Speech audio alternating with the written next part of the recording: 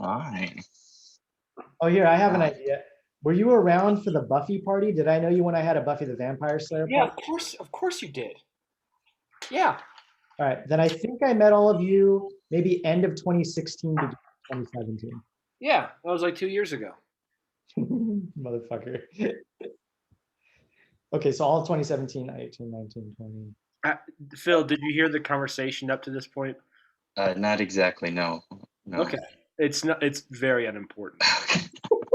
It's Tito trying Sounds to, great. but I've only known you for 2 years. I think I've known you all for like almost 5 years. Two, I think. God, Yeah, it's been about 2 years that we've known Dylan, right, I guys? fucking hate all Yeah. of you. I'm going on like 3. Mhm. Oh, I didn't meet you at the beginning. That's true. Yeah. But Because it I couldn't didn't be much start later. improv until 2018. Were you No, in? that's a lie. I started 2017. That Yeah, sounds right. So yeah, Megan 3 years, me and Phil 2. Megan, were you Yep. in the Scott Jess cohort and Nick? No, I met you through Color Circuit. And Jill brought me on, but I didn't meet Jill until we did Steam together. So yeah, that was 2018. I met you through Color Circuit? No way. Yeah, it was for It was at Challenge the versus- new house, right? You never saw his old house. No, I saw the old one. It was like just a few months before you moved though. Hmm. So do you remember the first time we met? She never forgot it. I play it in my head before I go to sleep every night because it's my favorite. I don't know if you can hear anything right now.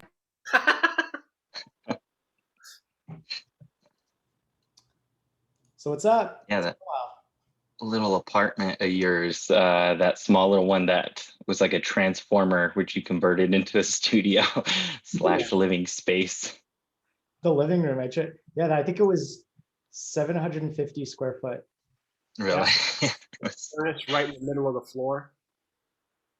Yeah, we nailed it. Yeah. Yeah, I just remember we would break down that set in like a minute flat. Like while everybody was talking, we would just start breaking down microphones and putting things away. Yeah, it was the setup that was like a lot of work. Yeah. And there was no space. It really wasn't. I mean, I was really happy that our last space was like just always set up. Very convenient. Yeah, that original space there was just enough space for like all of your toys and board games, and just enough space for Jessica's Fritos and bean dip. Did you really enjoy that? I loved Fritos and bean dip. That may have been more me. I mean, that's a nice lake snack. If you ever go to the lake, you got to take some Fritos and bean dip. Yeah, it's a weird type of corn chip that I don't think the Latin community is really grasped onto. You should just like start spreading the word. Yeah. Start telling people. Maybe if you put that like salt that they put on like the sliced fruit and corn, if you put that salt on the Frito. Mm-hmm. It's like a chili. It's like a chili powder with salt. Yeah. Yeah. It's not going to stick though, so you have to like lick the Frito, then put the salt on it, then hand it to somebody. I'd eat it. The old-fashioned way. Yeah. That's the way Did to you guys just come up with like the chili cheese Fritos then? Isn't that what you're talking about? Oh, I think you. Did you guys already know that's invented? I just invented it. Yeah. Good job, Tito. That's gonna be. You're gonna be like a bazillionaire now. I feel like when I would get asked on like those dating apps, people ask like your favorite snack. I would always just say salsa and chips. I'm pretty sure that's like I could live off of salsa and chips. And they were like, we could tell by looking at you. Not to be racist, but the color of your skin told me that you like salsa. Hey, fuck you, bean dip. That's a great nickname for anybody. I used to call my buddy that in the high school. I think it was a bean dip. I think I would call him bean dip. He didn't love it. It was probably overdoing it. But you guys ever have that one friend that everybody would kind of pick on? Yeah, Yeah. It was you? always. Yeah. Oh yeah, you have that rating story. That's a pretty defining moment in your life. Yeah. The what? I was 16 years old and or 15, whatever. And it was like I had a best friend trio, me, Matt, and Alex, and they both had girlfriends, and I did not. Surprise. And we were like at some pool at their apartment complex, just hanging out. And like the girls decided to like rate us, all of us, in a variety of things, like personality and like intelligence and Real deep. mysteriousness. Like that was like an actual category. Stamina, heart, hit points, magic. Yeah, Dick. yeah. Defense. His Um, magic is at a And so Alex got like sixes and sevens, and Matt got like tens across the board because he was the asshole of the group. So he just got tens and everything. Because they're like, ooh, so dreamy. And I got a zero in everything. Jeez. And I was just like, I know this is going on. We're like swimming in the pool, and they're like, well, you're a zero in personality and like attractiveness and fun. Wow. Why is this happening? I just like turned around and swam away. Like I'm gonna take my day. It was really hurtful. They knew it was gonna get to Fucking it. bitches. There's no reason they did. I mean, that's pretty mean. Yeah, people It's are. pretty mean. But like there is precedent for them doing that though, because I remember in high school somebody told me, Tito, like you're cool until you open your mouth. Aw. I got that from a lady. Oh no. Yeah. So God, I guess they weren't that far off. Look at me now. look at me now. I have a plant. I have something framed. You're You one of the do dinner coolest, detective. Doing great. you're one of the coolest people I know, Bean Dip. I recently discovered like the bean dip move that guys do. You know what I'm talking about? Where Mm-mm. like Move? my boss would do this. He goes and he like takes his finger and he scoops your nipple Yeah, Bean and he Dip. says bean dip. And he like makes like a I used to do that. bean dip thing, and I think it's weird and hilarious. Oh, it's awesome. I would also Yeah. I would do the same thing, but I would like wind it up a little bit, like a little bit of friction, and I would go, "It's your nipple's going to the moon," and I would like shoot it off. What's wrong with you? And I remember watching this video of this band I used to really like. I still love. They would.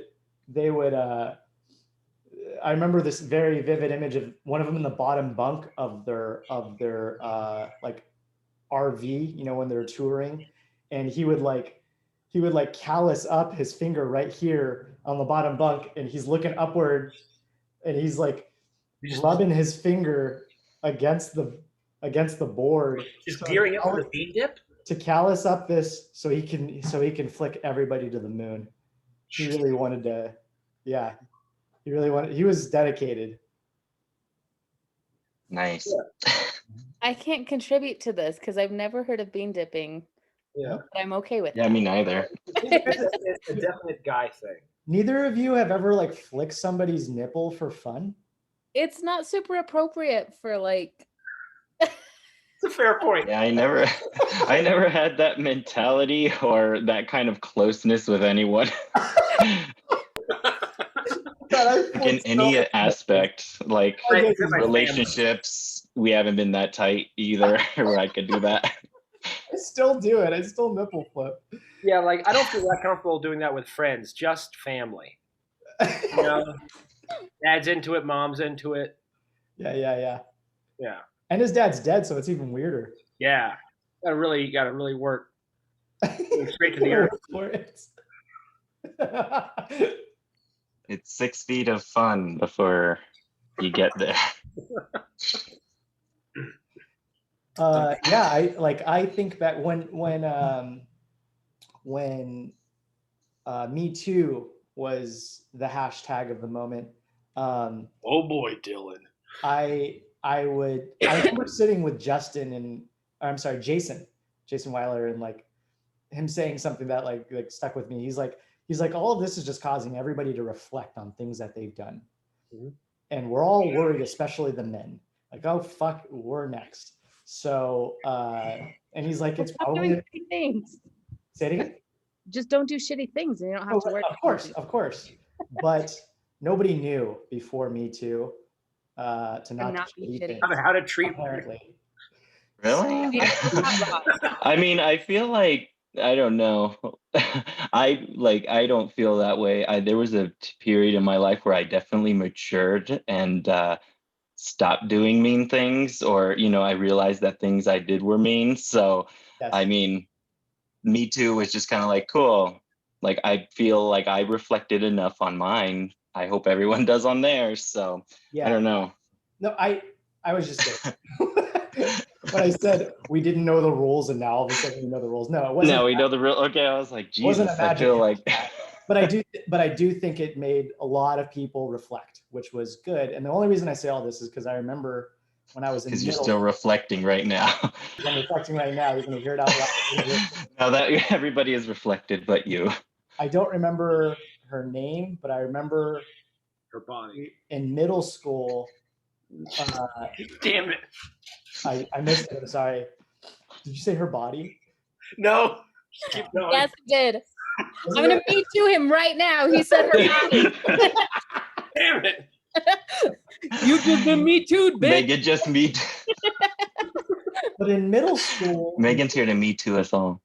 me and like my friends and like the girl group that we were all, it was kind of like this guy group and girl group, and we're all attracted to each other. Like everybody, like we're all playing, we're all learning, we're all flirting how to do that stuff. And in our heads, flirting was like going up and smacking a girl's butt, and they would be like, "Ooh." Mind you, we were 11. How old are you in middle school? I don't remember. This is like 11 to 13, 14. Yeah, it was like 7th grade, 8th grade. But that's when Me Too was happening. That's what I would think about. I'm like, oh shit, like that's not cool. I shouldn't have went up and smacked her butt and When you were a kid, you think you're gonna get canceled now? Yeah, I'm gonna get canceled. She's gonna find me, guys. She's gonna find me. I still do that to my girlfriends though. So that's a fine line for me to walk is like, I think it's hilarious for me to go up and slap my girlfriend's butt because it's like, obviously I don't mean anything. But I wonder if one day I'm going to get Me Too'd for being offensive to women. I don't know if Phil and Tito remember, but I used to smack their butt as they were leaving my house off of Messer Verde, and I'd go, Weinstein, and I would just do it as they walked out. It's true. And then when a girl walked by, I kept my hand up. And then, then I'd be like, oh, I'm so ugly. He won't even Weinstein me. It's a real damned if you do, damned if you don't, Dylan. You should just go for it. Can't win. Like, can a girl get a little Weinstein over here every now and then? No, that's when you spacey them. You gave them some spacey. So that's when I gave him that. What was that one? The one guy that got Me Too, where he had a button that closed the door. Matt Lauer. Yeah, that's when I Matt Lauered my house. I was like, it's button under the desk bad. That's crazy. That's some crazy shit. And I wouldn't have suspected him as being like Weinstein. You can totally see him being a creep. But Matt Lauer, he gives off kind of like nice guyish vibes. Nice guy. What he did was he had like an inner office relationship that kind of went south, right? That was the thing. I remember hearing that like a button that locks the door is not actually that uncommon when like you're that high level. Sure. I'm sure that's true. But it sounds Or if you have like a big office, I think that way you don't have to keep getting up to close the door. Yeah, Why like do you lock I the can door in imagine your office? Phil. What? How often do you need to lock the door in your office? Like most of the time I'm typing, I don't need to be like, oh, can't have anyone walking in on me while I'm typing. It's not that you need, it's that you want to. Like I could easily imagine Phil having this as a function in his house. You know, Just and there's closing nothing the door. nefarious about it. You're just like, Phil's Yeah. not at that high level yet. He's all manual. He has a pulley system from his desk. Mhm. yeah, it's rope. Could you add a little more oil to that basin right there? It'll shut the drawbridge on you. The drawbridge. The drawbridge? It's a foot wide. You can just step over it. I can't afford crocodiles right now, but I do have beta fish. So watch out. They're gonna tear you apart by the gills. Aw, Yeah. beta So that fish. was Did you guys ever have any of those beta fish? I just realized, like now that I'm older, I realized that owning those beta fish in like smaller tanks, like that's just something like, the corporations sell you to sell those fish. Like they need a bigger space than just those little ones. Did you guys ever own any of those fish? Mhm, mhm. I did. I didn't find the conspiracy within it though. Really? I was You just didn't like, do any "Ooh, investigation, huh? I didn't. I was a dumb kid. You're a detective though, Tito. I You were couldn't just see the big picture. God. My Just brother and I, big fish. You're just controlled by big fish, Tito. I swear to God. bought, we might have had 2 sets of fish. But we just had the little bowls and we had like a his and hers bathroom sink. So we kept them in our bathroom. And we were cleaning out the bowl one time and my dad put both of them in the same bowl and they tore each other up. Mhm. So we had to separate them again. And then one jumped out of his bowl into the sink and committed suicide. Oh, And I'm not sure what happened to my other one. I think he floated up to the top. I don't think Bottom he up. was he just intentional. went. Yeah, we haven't had good luck with our pets. I, Being like a pet fish is a hard life. Being a fish in general is a hard life. Mm-hmm. yeah, I think you're right. Yeah. True. Do you guys ever imagine what it would be like to like be fish sometimes? Be boring. Just Yeah. swim around in a tiny ass bowl that's not meant for you. Or Your like life even in the is ocean, Yeah, like ocean fish. ocean fish. Terrifying. I wanted to be a Crazy. Just mermaid like, as a kid though. I think there's ocean shit going on that we're not akin to because we are landwalkers. Like I think the Little Mermaid's really partying it up down there. Like they really have those orchestras and there's buildings that we just can't swim to. There's I just shit. realized how dumb orchestras are because a lot of instruments require blowing and they couldn't get that kind of, Stupid fish. They built these instruments and they can't even use them. can't even use them. Blowfish, I'm pretty sure they're well equipped. You guys learn nothing from the Little Mermaid, and it's very frustrating. It's been a All I while. know is how much you love it because you sang it at my birthday. It's my go-to. I had that movie memorized by the age of 2. I couldn't say a word, but I could mouth every little like, part to it. Holy shit. And that's when you knew you were going to be a speech therapist. That's when I knew, because when I'd ask for Lil Ma, everyone's like, the fuck is she saying? All I want is some freaking Lil Ma, and no I one don't know would what you're referring to. Lil Ma, Oh, Lil Little Ma. Mermaid. Lil Lil Ma. Ma. Okay.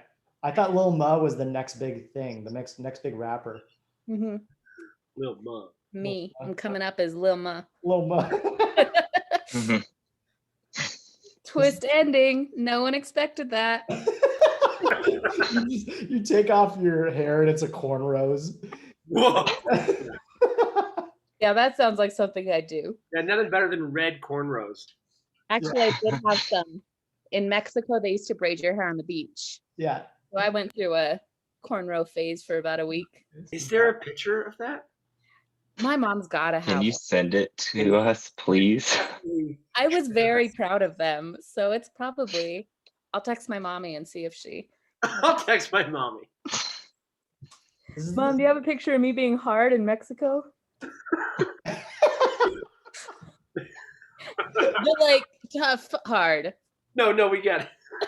Yeah. Yeah. My mom has the other type of me being hard in Mexico. You're in a strip joint. Yeah. Hard. I feel like this is the second episode in a row you mentioned your brother, Megan. I realize I've never asked about him. Tell me about your brother. My brother is my opposite. So you know how I look super ginger and white. He looks more Hispanic, and he's You have yeah, I'm the smart one.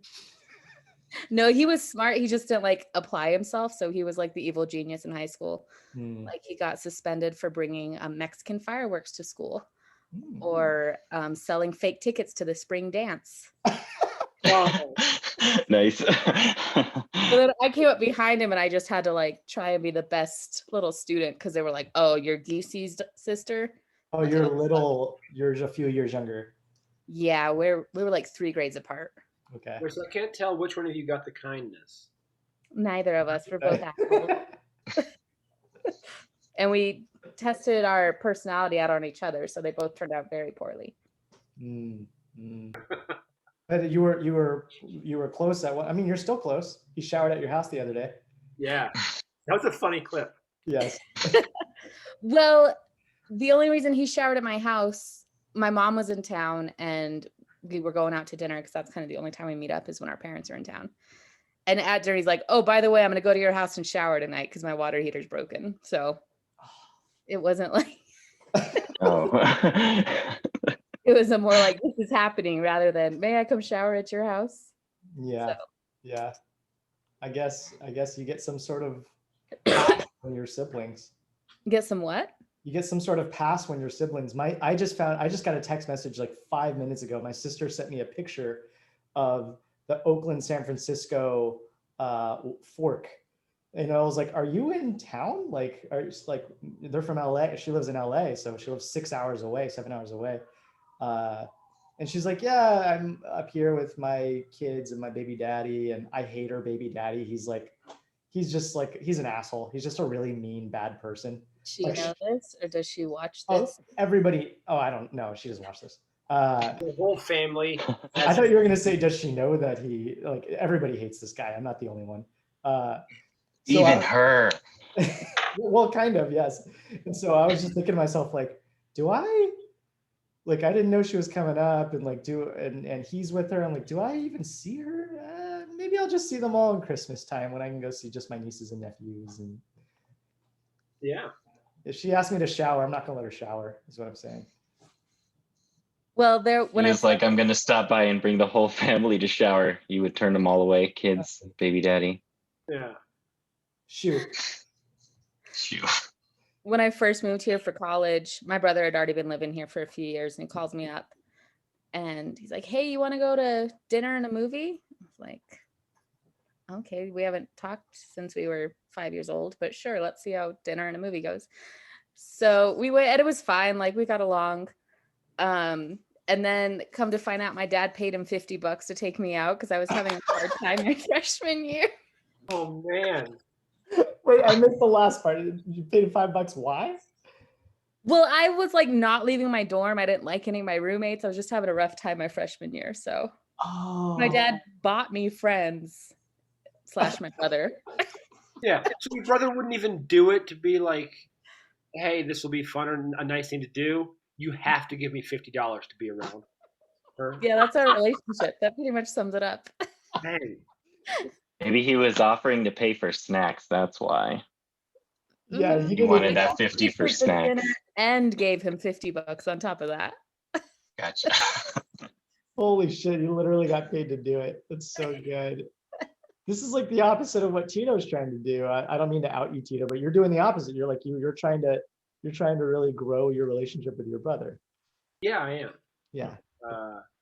Yeah, there's a I think we've all heard the term like accountability buddy before. I don't know if you guys have tried doing something along in that avenue. It's like we're gonna keep tabs on each other's goals and progress and stuff, and hold their feet to the fire. Like no one knows how to fucking do that. It's just like you have a fun speech while you're at dinner with somebody, and you never talk about it again. I've learned a technique for doing this from when I went to LA a few times long ago, Phil. From an old The olden days. an old Scottish singing exhaustion world. Scottish brogue. Oh my goodness. Um, it's just a basic thing where you pick like a certain time in the morning, and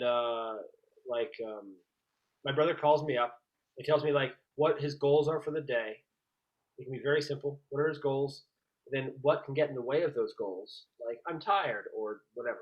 How are you going to get around that? And then like some words that you get to embody for the day. Like, I'm going to be grateful, and like one bite at a time, or patient. That's not one word, but you get it.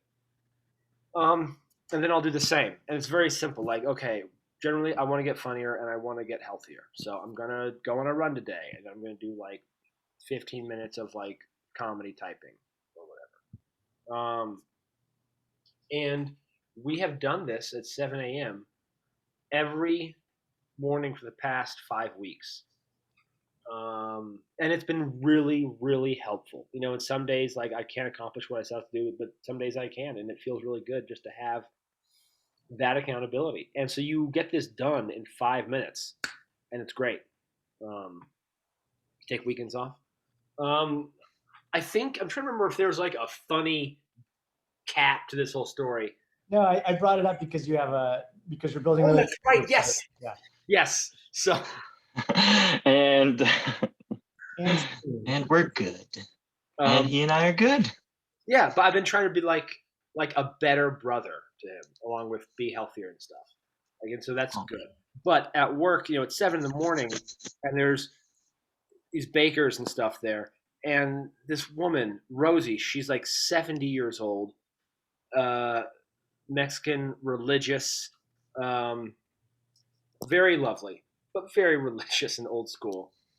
And so I'm getting ready to do this phone call to my brother, and the baker was like, Tito is calling his boyfriend. And they all laughed. Like, oh, what? Tito has a boyfriend? Tito gay? Like, very basic sense of humor. Mm-hmm. And I told this 70-year-old woman, no, I'm not calling my boyfriend. I'm calling my brother. But I do have sex with my brother. No. And I stared her right in the face. She's like, oh, my Dios mío. Dios mío, shut up.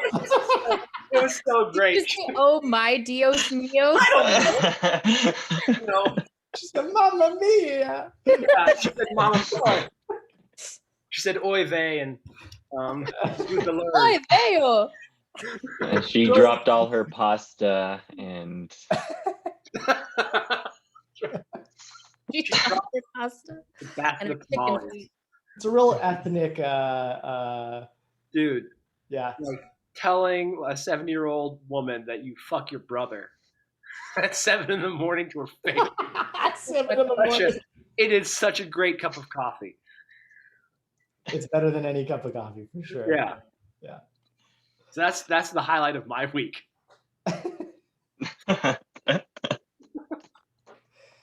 Yeah, I can't. I'm trying to remember like if I've ever been incredibly crass. I have been thinking a lot about this old dude named Vinny, or Vic. We called him Vic.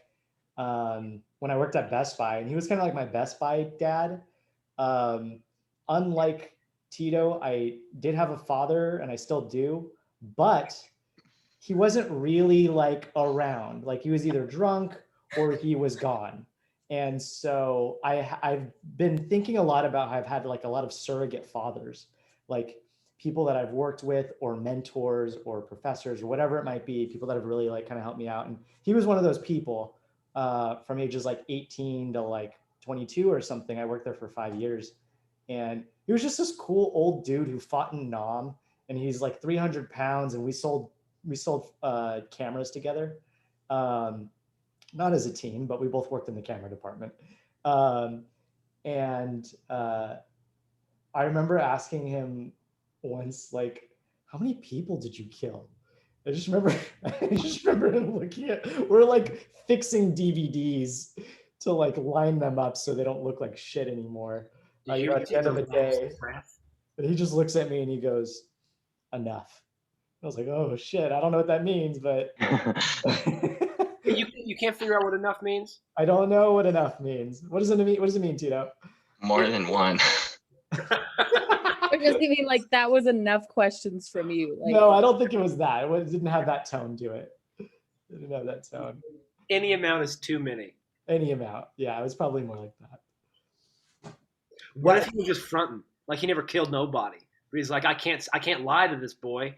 I'm just gonna say enough. I'm his daddy. I can't lie. Yeah. Did he ever have like advice or like stories that like would lend to, the theory that he was a killer and stuff? Yeah. Oh, I thought you were gonna say advice or stories that would lend himself to being a good dada. Oh, or that too. Did he give you any wisdom or like money for treats or anything? $50. Yeah, I'd come up to him and say, "Hey, buy me some popcorn." I can't think of any.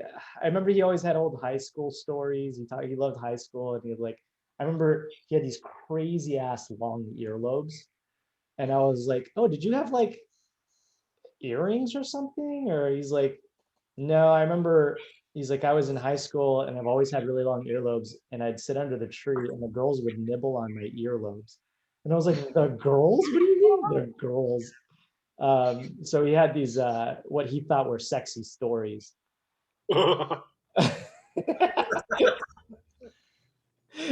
And so I've been trying to get somebody to nibble since I've heard that story, and hasn't happened yet. Expand your earlobes. Yeah, trying to get gauges without gauges. Trying to gauge without gauge, Have you ever gotten a piercing, Dylan? Yeah, I just had my nose pierced. Ooh. I feel like you would have your nipples pierced. I don't know why. I have not. I was surprised when I found out Scott had his nipples pierced. Shut up. Yeah. How long ago? And Little then, part. it was before all of us. And then I think he said it ended up turning into one nipple pierced because it got caught in a towel or something. And then eventually no nipples pierced. And he'll tell you the story better, but basically it was a bet. I think like he lost a bet, or his friends dared him or something. Maybe I've heard this, but maybe it was a TV show that I watched. It does seem like the last. He does seem like the last person to get one. So Yeah. But as soon as you hear this, you're weirdly happy. Like, of course. But it's like Good the for man who you. likes Muppets and Sesame Street has his nipples pierced. That's just really alarming to me. Who does? Oh, The the Scott. the man whose first episode of a new podcast was about Muppet babies has his scrotum pierced. I listened to a little bit of it, Phil. It was fun. Yeah. Thank you. It's super cool. We just talk old school TV. I love it. Yay. Did any of you have surrogate fathers or just regular fathers? I don't know how to approach that. Regular. Regular. Well, lucky you. I had a surrogate grandfather. How Because my does that grandfather work? died when I was like 2. And there was, I remember like in 2nd grade, I had a substitute or something, and it was this old Mexican man. And I was like, I think this is my grandfather reincarnated, even though he was maybe like 5 years younger than my grandpa. I was like, I think this is him. I'm pretty sure this is my grandpa. And I held on to that idea for like a full week. Didn't last too long. Longer than it should have, though. I went through my life like turning people into father figures. Just trying to find one to replace the stepdad that I have and the father that I don't have. Like turn my older sister into one. That didn't go well, you know. I think the maybe the worst decision was this guy named Andrew the Welshman, who used to be like quite a name in like the college scene here in Albuquerque, like winning. Did I meet him once? Didn't he like stop by the bar one time, like out of nowhere? Yes, and he was like strange. being a dick to the Yeah. He's like, in Europe, you pay. He was talking some bullshit about like That was that guy. Yeah. Yeah. I turned that guy into a father figure when I was younger, and he's just like a total like con man, grifter. He's like he has like a long, lanky hair. He looks like a fat Poseidon, like a fat, athletic sort of Poseidon, and from Wales. I remember like he would try to like give me fatherly advice, but what would come out as like he told me how to stab somebody properly in a bar fight once, Jeez. which is where like, listen, you know, you can my letter opener. I discovered it. Look Yeah. at that. Nice. Yeah, found that at a garage sale. But okay, you're in a bar fight. You got your knife out. This man's right in front of you. What do? Listen, you don't go that way, you know, or like that. What you do is like you grip it close and you bring it to your side, and then you like move with your hips into him, and then you just keep jumping up and down. That was my surrogate. That's It's like this guy has advice. both of our surrogates Jesus. are killers. It's like the Houdini. It's like he tried to saw him in half. Please tell me about why the jumping. I don't know because you want to be thorough. I don't know because that way you get like your hips into it, and like if there's like a belt buckle in the way, if you hit leather on accident, doesn't matter. That jumping's going to take care of it. That's so good. This sounds awesome. And then I was a janitor for a church. I was a sexton is the official term. I lived inside of this church, and I would clean it.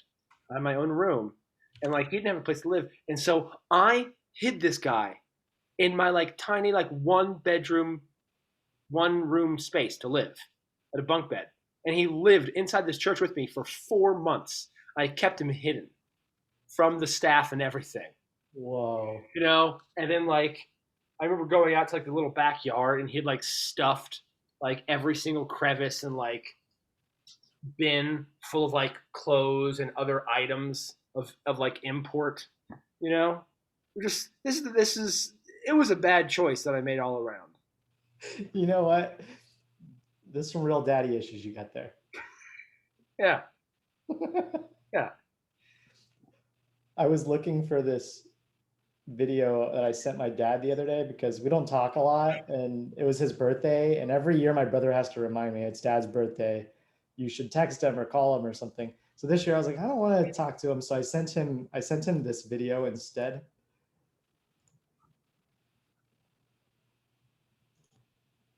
This seems like a lot of work. No, it took 2 seconds, which is why I did it, and it was more work for me to text and communicate. But the fact that all right, Dad, happy birthday. I wrote you a song. Dad, you're cool. You're funny. You're a dad. Dad, you're old. You rule.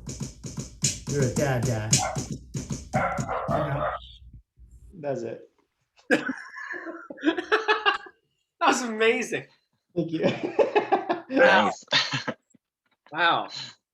Yeah, it was more fun for me to do that than to be like, oh yeah, how's your day going? Somehow, like you're like a bad son and a good son at the same time. I feel like that kind of makes up for everything. Who would on both sides, really receive that? I would go to somebody who made a song for me like that. Mm-hmm. Dylan, you're cool. You're not a dad. You're not... Wait, so were you saying bad dad or dad? You're a dad.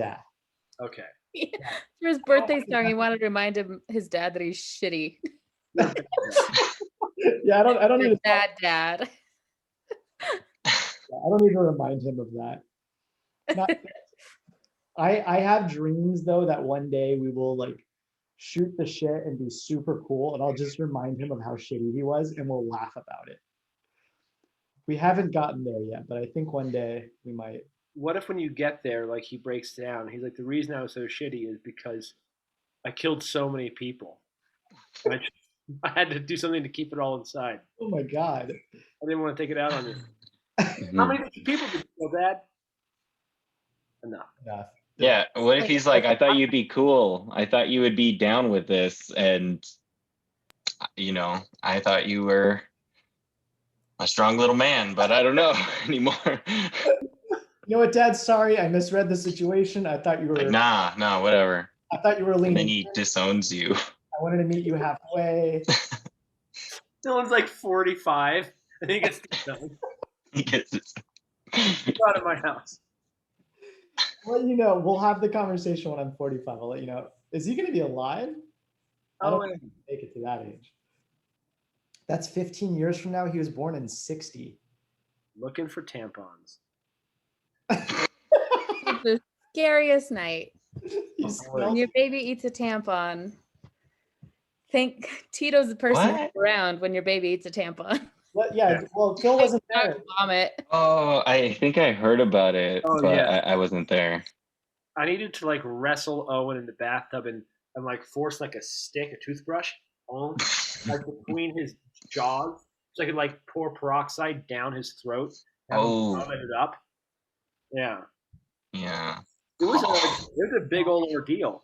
The way it happened though was we were all sitting around the dinner table having a good time, and then Jill goes, like she just comes out of the bathroom and wait, did I get that wrong?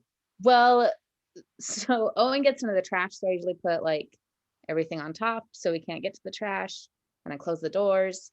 But I walked in my hallway and I saw like toilet paper, and so I knew he got into the trash, and for some reason I knew that she was on her period. I'm not sure why I was aware of that. Women but gossip that way.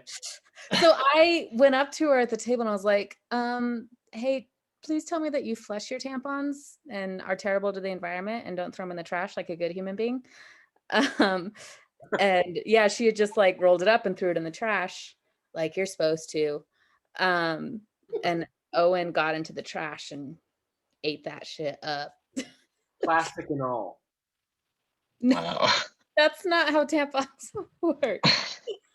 Oh, the plastic disintegrates inside of your body, right? You don't put the plastic in there. You don't leave it in there. You have to swallow it. Oh. You take it out. It's an applicator, not a stay-inner. Stay-inner. So what we did for the next hour was create search parties. We split up into 3 groups and looked for a wild tampon to see if the dog either shit it out or threw it up already. So or just hopefully he just played with it and maybe like threw it under the couch or. But that was the second thing we did. The first thing we did was like made fun of everybody involved for like 15 minutes and didn't put the finger to help. The first thing we did was just tell Jill how she did it on purpose and she was coming on with the dog. Yeah. And like Dylan was like very jealous because he was like, I was trying to do that. Rowan. You know I wanted that. Sexual remarks about my dog. Still does. Yeah. Your dog is fucking hot. It's a hottie. Yeah. And then after 15 minutes, like Megan started crying. Like she was, I'm scared. What could happen? So we're like, okay, we'll help. Well, because I researched it and it could be really bad. Like it expands in their stomach and gets stuck in there and like twists up their intestine. And yeah. I was like, oh, I could just let it pass. But apparently you're not supposed to do that. Yeah. So we did the right thing in the hydrogen peroxide. Well, then we called the vet and they're like, you should bring him in. And we're like, nah, I'm not going to pay you $500 to save my dog. I got Tito here. He's just going to choke him out and Yeah. I actually have a lot of video from that night, from like the moment that happened to the moment like you finally got it out. Wait, so did you say you did? I do. Like I can splice it all together and make like a montage of that evening. Oh my God. That's not necessary. No, it's absolutely necessary. It goes to Jill on her birthday.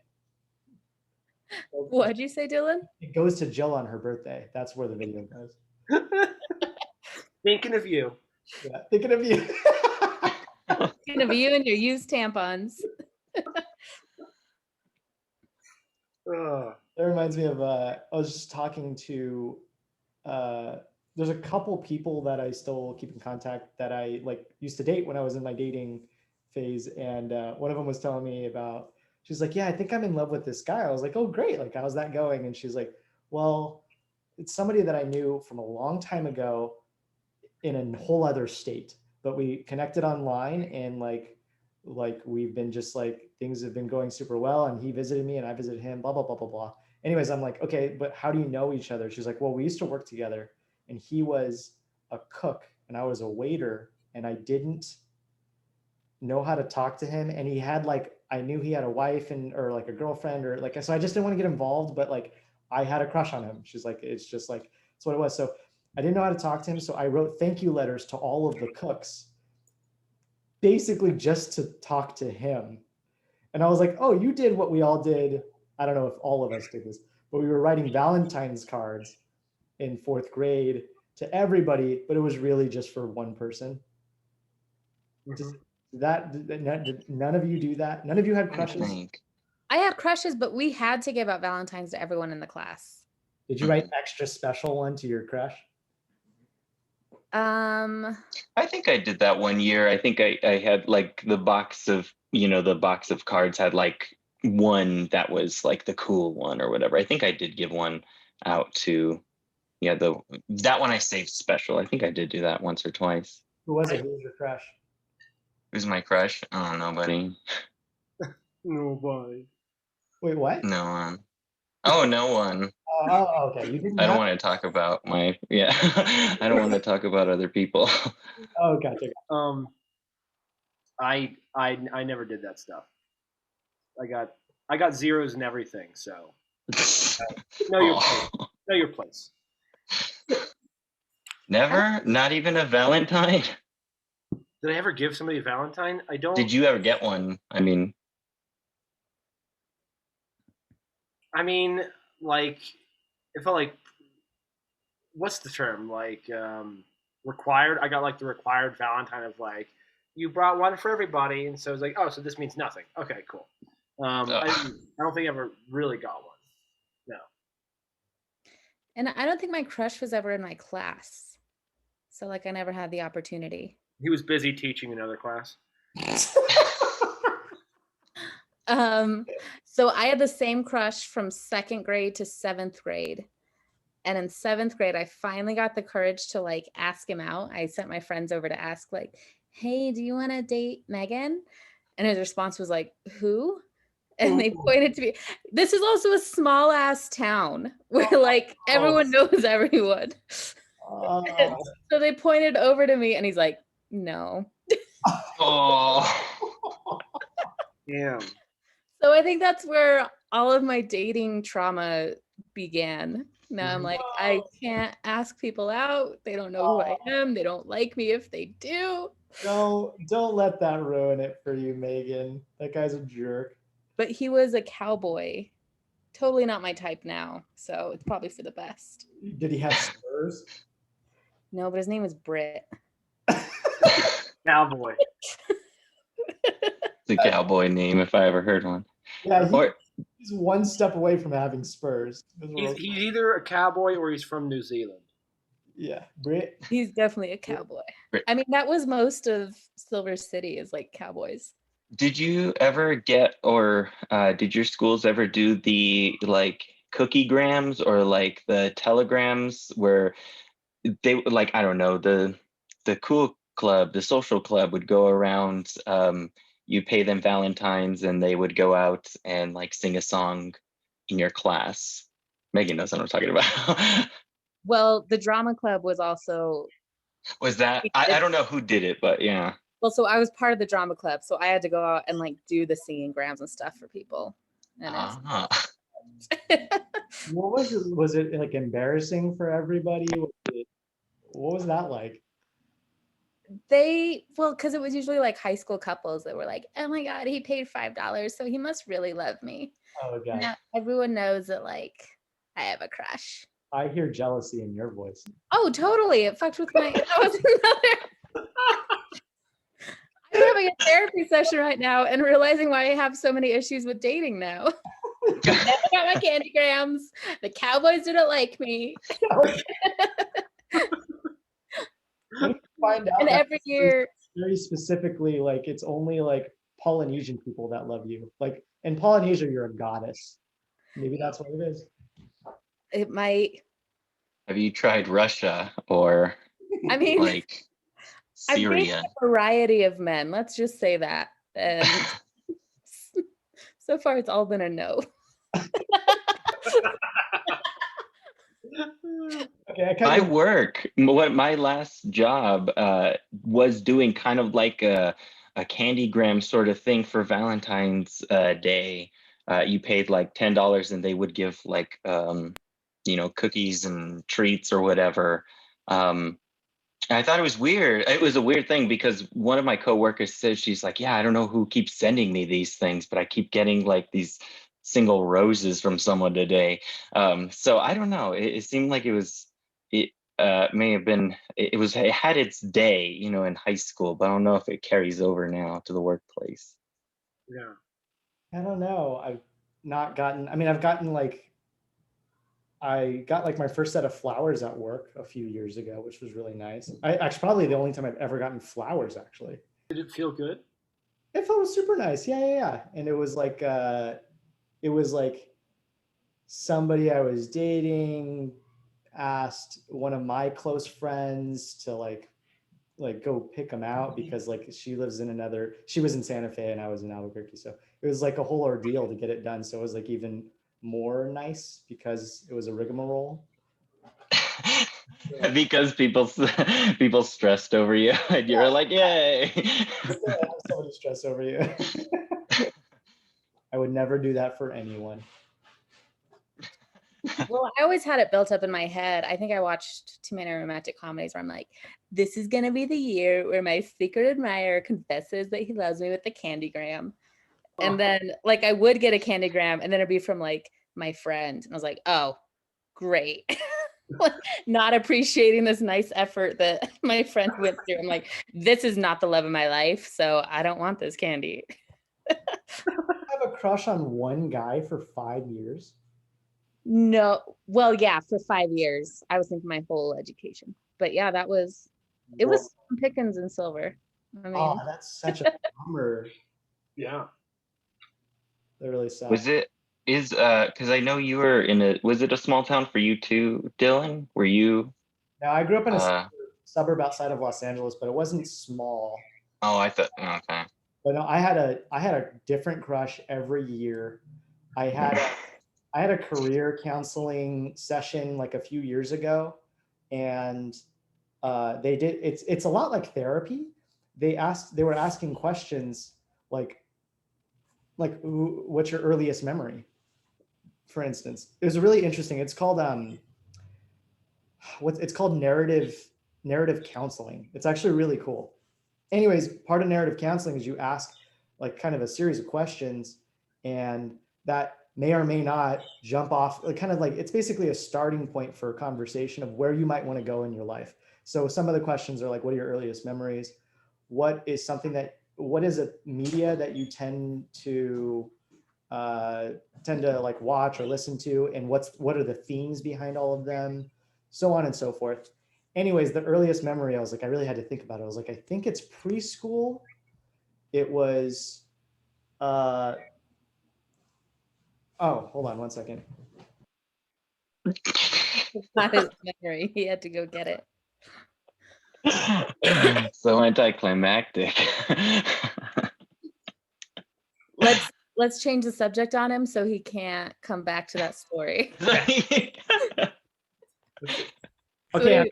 So I've been playing like a lot more bass and guitar. So if you guys really want to hear my stuff, You have SoundCloud? let me know. Yeah, SoundCloud, So my earliest memory is being in school, and there were two, I may have said this already on this, but there were like two girls there. They were twins, and I just had the biggest crushes on them. And then in kindergarten, I had another crush. And in the first grade, I stole my mom's jewelry and put it on the playground. And I waited for my crush to walk by, and I was like, "Oh, hey, you're here. What have you seen this jewelry? Is this yours?" And she's like, "No." And I was like, "Well, it could be. It could be yours." How old were you? I was like in first grade or second grade. And I was like, a player move. Like, it's not mine. Like, you could totally have it. And the next day, my mom's like, "Have you seen my jewelry? Have you seen my silver?" Still never told her to this day. Have you seen my heirloom necklace from my great grandmother?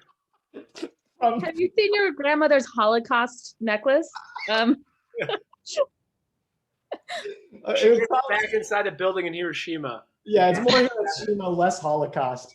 I know I give off a very Jewish vibe, but Yeah.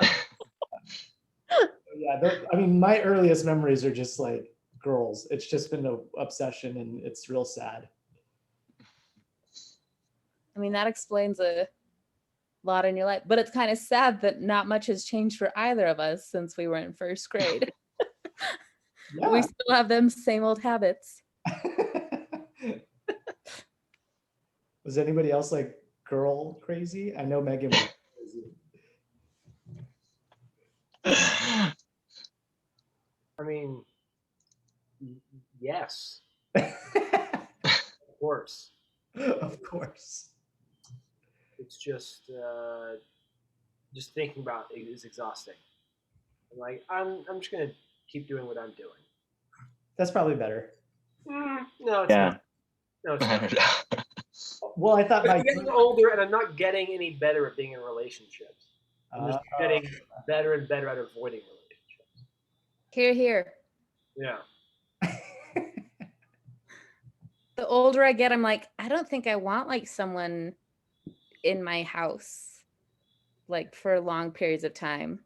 Yeah. Or I don't want to have to share a bed or make anyone breakfast. Like that's what relationships are, right? There are good sides to a relationship too, Megan. You know? They also make you breakfast. It's a little bit of a push and pull. Not the guys I like. You when you're down. Yeah, I don't know. You guys are like our cowboys, and they don't make breakfast. They're Usually out on the the range, milking the cows and The cows, yeah. giving them attention. I made you eggs and sawdust. Like, great. Thanks, Britt. You're always having cowboy coffee. really want to know what happened to him. I hope he's old and alone. Jesus. For sliding you all those years ago. Let's find Britt on Facebook. I've tried. Right. Oh, you tried. I've tried. I've looked up my like earliest like what I probably called girlfriend like in 5th grade or 6th grade. I looked her up a couple years ago, and she has like 3 kids, but they're not hers. It's from this like big burly Mexican dude, like real Mexican looking, like, and he has like 3 very young children. And she's like, yeah, they're like my kids now. And she seems super happy. So I messaged her. I'm just kidding. I want to destroy what you've built. How do I get into this? But it was just bizarre to see. And it's weird because that happened to another one of the girls I dated. She ended up dating this girl. A girl I dated ended up dating this other girl with 3 kids. And I'm like, why are people, I guess maybe people like dating parents. I think they were dating a child for so long that they had to go in the opposite direction now. That's what it is. That's what it is. I know how to take care of kids now, and that I've dated Dylan. I think your audio didn't come through, Phil. Yeah, you're on silent. No, you're doing it on purpose, you fucker. Right now. Son of a bitch. What was I gonna say? I don't know. I feel like, yeah, definitely focusing on what you want is the way to go. Because definitely the right people come around for like the right reasons is what I feel I've found. It's like this person kind of comes into my life for this certain purpose, and if we move on, that's great and everything. But like, yeah, I don't know. It's more of a positive, I guess. Like trying to take the positives from those things and everything. So I feel like I'm seeing, because you said you're in therapy now, right? I feel like I'm seeing the positive growth. I feel like that happened to Kendra like a couple of years ago, where I just like, I don't know that she was in therapy. I just noticed her, kind of shift a little bit in a very like positive way, and it kind of radiated. So you're glowing is what I'm saying. It's also the ring light, but It's also the ring lights. Thank you. I got it on low. I could set it on high. Tell me if I'm prying too much, but are you getting like, has there been like a piece of advice that like you're really sticking onto that you're like, yep, this is great, I love it? I guess not really. It's just more of like, again, like I'm not taking any of like my old relationships as bad. It's like I'm just kind of realizing the main thing that I need to do to keep myself happy is to keep going forward with my goals. Because I feel like I start to become unhappy in relationships when I lose that focus or when my priorities shift. So yeah, I just realized just having that focus is the only thing I'm going to be working on. It's just whatever goals I'm on. And again, if the right people come around, great. They're going to be here. Just, they can be around and help out or not. It's fine. Like, I'm not worrying about it at all. Like, it's just like not even an issue or a thought. You're not making finding a partner a priority at all, is what you're saying. I made it a priority once. And then I kind of like vowed never to do that again because I just realized I wasn't me. I was miserable and the other person wasn't very happy either. So, yeah. Makes sense. That's good. I like this. I'm dating my goals. I'm going to be fucking my goals real soon. Tell to me too. You better believe it. So I had a fucking crazy week. Remember I told you we were taking in a roommate / cousin? yes. Dude, it went south so quickly. Ooh. Oh, wow. Oh, you have the floor. So bad that I'll jump to the ending. It got to the point where she was in a tizzy. Is that a word? She was real upset and said, "I am deeply offended," but not to me, but to what ended up being the mediator, my girlfriend. Huh? How old is she? 26. She's real young. Okay, and she hasn't really done like lived by herself before, right? I think she has and hasn't. Here's what I've realized though through all of it was that it's just you know how for some like drama is always around. Mm-hmm. You know what I mean? Yeah. Yeah, Tito, you're one of those people. Love the drama. Fuck you. I do not like that. No, I think you hate it, and I think you hate it when you're in it. I certainly hate it. I hate being around it. No, I don't even mind. I actually kind of like being around it. I don't like being in it. I don't think I'm in it, so I like being around it because I'm like, you fuckers. You really got yourself into a mess now, you idiot. It's the spice of life. That's why we watch novellas. Well, I don't watch novellas, but you know what I mean. Megan likes to be a heckler on the sidelines of anybody's bad decision. I like to be the old men in the peanut gallery, just like, oh, good luck. Have fun there. Yeah, I won't go into the super details, but basically it turned into a thing, and she just kind of like got involved. I was having a fight with my girlfriend, and she kind of got involved in the middle of it, and then got real like defensive and like offended, I guess, and then just exited out. Like she's just like, nope, I'm gone. And so she just left. The next Where'd she go? Down the street. Like found an Airbnb down the street. She's still there. And is hopefully, well, I guess like found a place supposedly, and is going to try to figure that out. And so my girlfriend's tirelessly just trying to like get us to get along, but it's to the point where the cousin hates me so much. It's just like in a group text said, I have no interest in being friends in the future at all. And I'm like, wow, beautiful girl. It kind of makes me honest. It makes you happy, Tito? Yeah, it does. I don't know why. I'm just so pleased. Because drama's fun. That's why you love it. Because it's not. Yes, because it's not Hey, you me. just finished saying you don't want drama. Yeah. Yes. No, he wants to be around it. He wants to see it happen. What was like, what kind of disagreement? Like, is it like just your general personality because you just everything's kind of a joke and she can't handle that?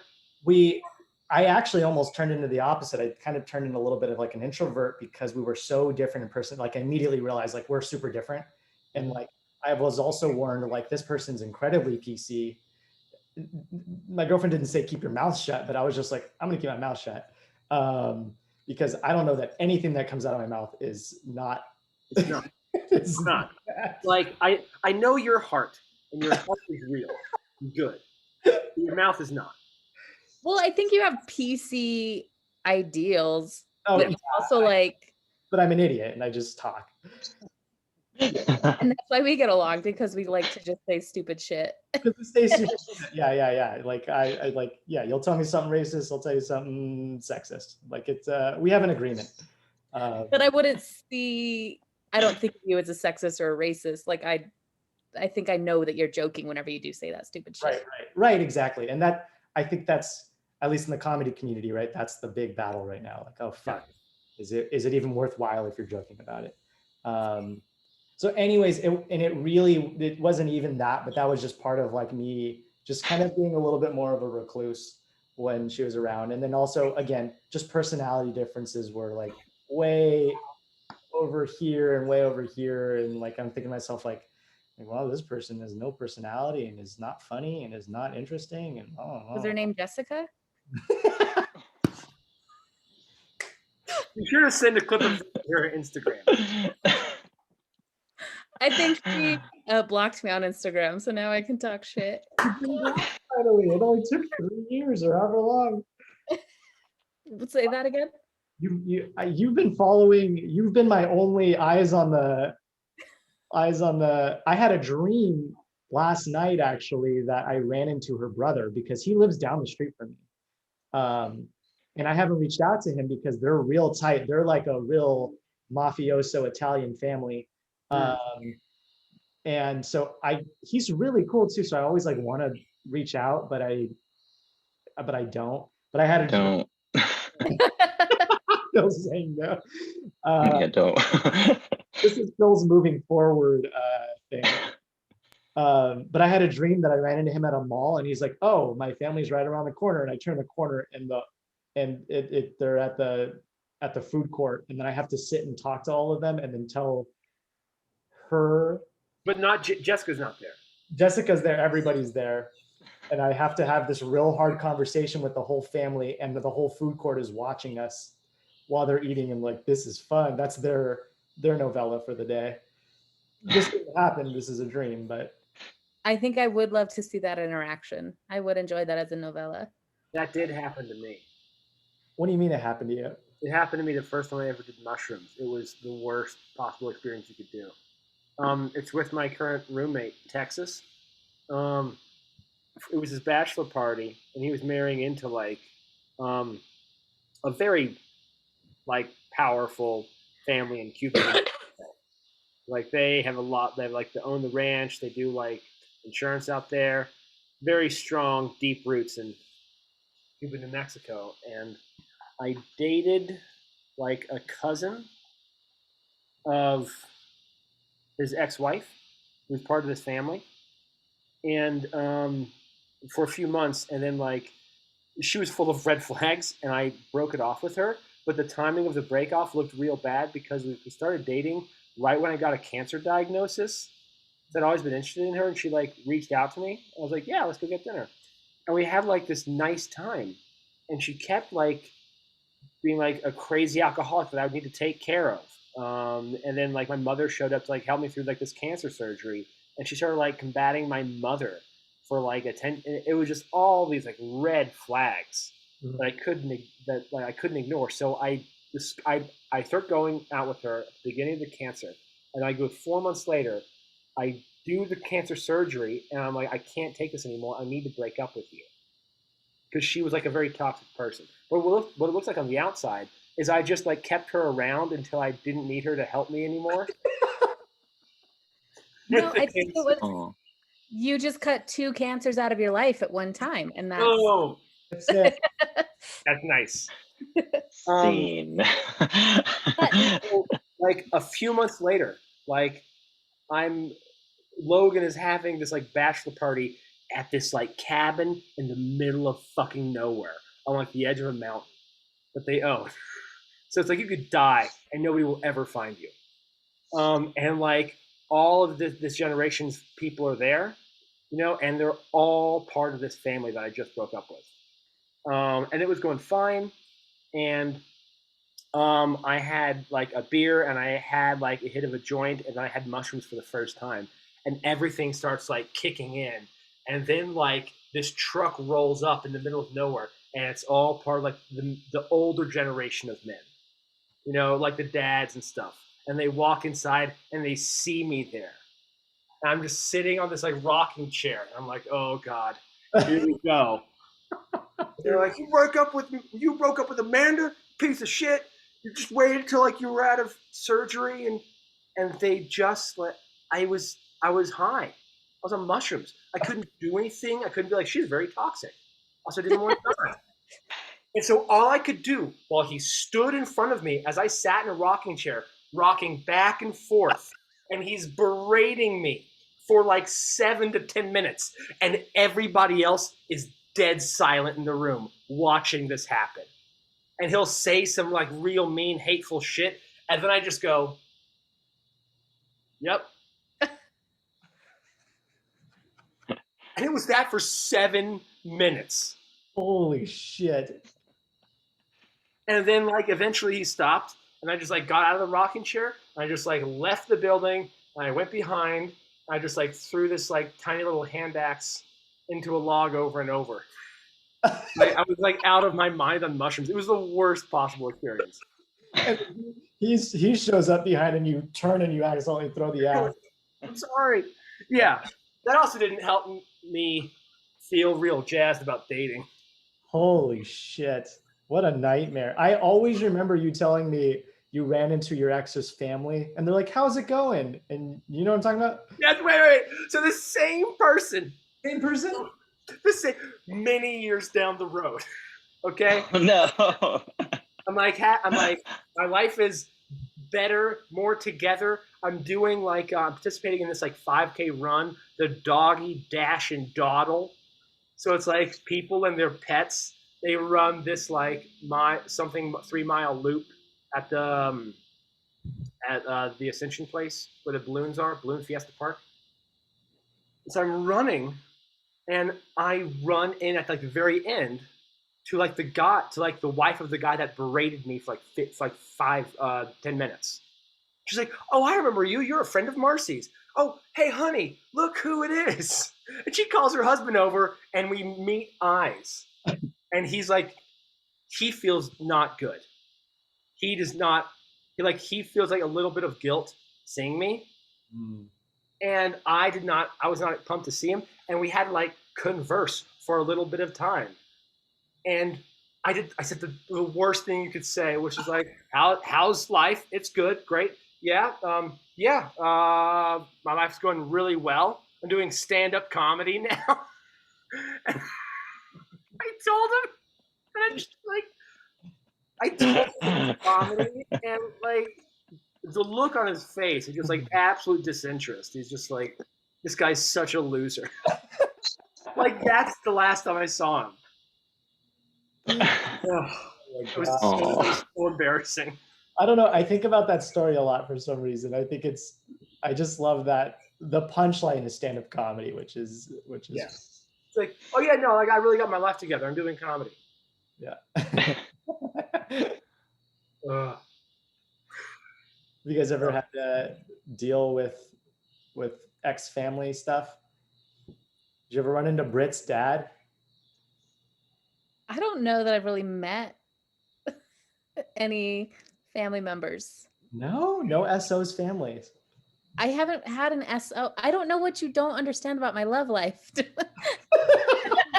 What's the longest relationship you've had, Megan? 4 months. Okay. And then he dumped me over text because of my physic, meaning my physique. He's gonna be a doctor.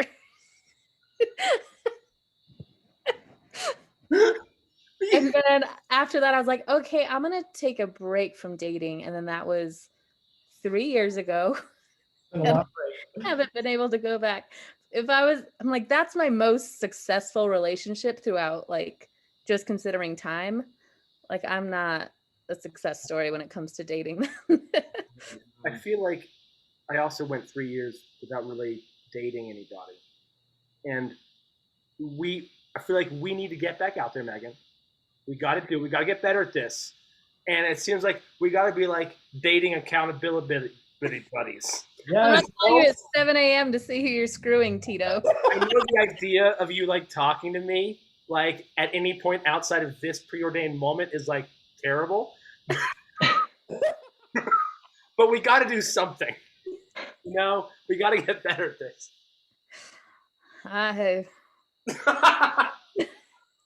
That's Okay, worse than dating.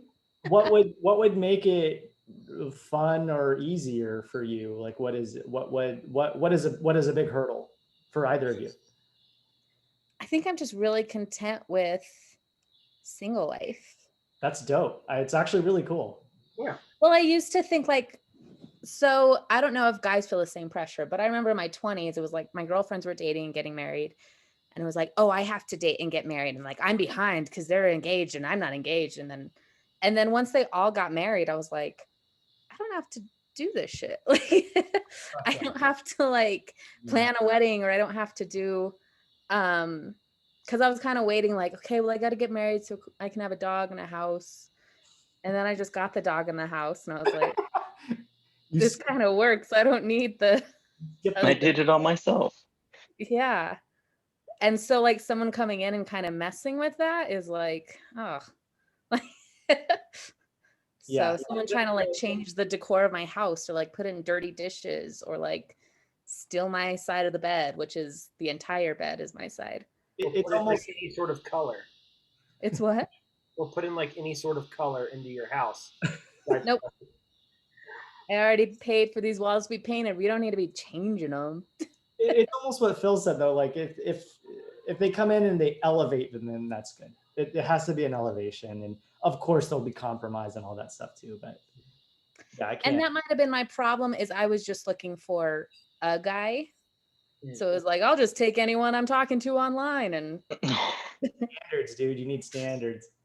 Well, then I do have standards, but you tell me they're too high. I don't know what they are. I don't know. You got to write your list down. You have to. They got to have a job. Got to be funny. Whoa, slow down. Compassionate. Know how to write physique.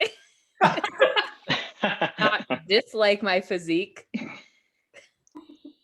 Yeah, my friend was telling me the other day. She's like, "Yeah, I had a few really good dates with this guy, and I thought it was going well. And then like I hadn't talked to him in a couple of days. I guess it was like 2 dates or something, and I hadn't talked to him in a couple of days. And then I thought maybe you're like, we're certainly gonna have a third date because it's been great. And he texts me and he's like, you know what? I think I'm gonna move on. I need somebody who just a little bit more athletic was his verbiage. Mm-hmm. And this girl's very athletic that I know, like really in shape, but she's not rock climbing 24/7 like every other person in New Mexico. And she told me she thinks that's what he wanted, like just somebody who just outright just rock climbs all the time, which is 1 out of 4 people in New Mexico who have been in New Mexico are rock climbing. Well, I feel like guys also try and impress girls by like how outdoorsy they are. Like that was always a thing on like online profiles. Like, I love hiking. I love being outdoors. And I've come to realize I hate hiking.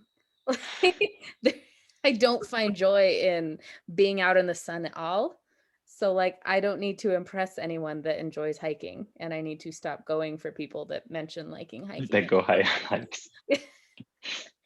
I already have my dad that pressures me into hiking. I don't need to date anyone that's going to force me to do that. Yeah, I gotcha. The girls. Yeah, those thing, like on the apps and stuff. Like they were very hikey. There was a lot of girls on horseback. Rarely, but I would see it. Website for a second. Girls with guns pointed towards the screen. That. Yeah, there's some really good people out there. It's New Mexico dating. It's not top of the tier. Where is the top though? Where would you say the top is? Probably metropolitan, because there's so many different types of people. Albuquerque's not metropolitan. Not enough. Not enough. Somewhere far from mountains where no one can even try to hike. What were you gonna say, Phil? I cut you off. I'm sorry. Oh God, I don't remember. I don't like any of those like online dating things. They're just so fabricated, and yeah, it seems like everyone is going on hikes and stuff. So yeah, I don't. Everybody just lies on those things, so I don't. I think I've been on it like once or twice, and it just never was a success story or anything like that. It's always just like, oh, I got like a date out of it, nothing special or fancy, and a lot more, yeah, nothing really interesting there. I loved it, and I felt you built a spreadsheet. Like I think that's what we need, Megan. Like we need to like, okay, Dylan, listen, like off camera, try to coach us and be like, listen, here's the template spreadsheet, like 3 dates a week. Oh no, it was way more than 3 days, dude. It was ridiculous. Like 3 dates a night. At one point I had 3 dates in a day. It was outrageous. I think the thing is, like, what I noticed a lot of people have trouble with is they have a very few select dates. Like, oh yeah, I went on a date like 1 or 2 dates this month, and I think it's odds. You have to play the odds. So you have to like keep. You know what's great is you pointing. Is it pointed directly towards me, and it looked very purposeful. I'm in the upper right, and you're in the upper left. I'm on the upper right, and you're on the upper left. I'm pointing at you. Am I pointing at you? No, you're pointing at nothing. Okay. Okay. Dylan, Phil, Megan. Dylan, Phil, Megan. Hey, Tito, Phil, Dylan, me. I don't know why this is so funny. Well, anyways, yeah, I really do think it's like an odds game. It's just a matter of like you gotta try your best with a lot of different people, and you'll have to find one. I had a lot of successful dates that were super fun, and like I really enjoy the process. Though I think a lot of people don't, and it was inspiring, like talking to you about it when you were in the middle of it, because like you were doing a really good job, and you had discovered like some good techniques, like don't kiss on the first date. Yeah. So I remember you saying that. Like, no, I'm going on a bunch. It's just having a conversation. What am I connecting with? And that is such a low amount of pressure.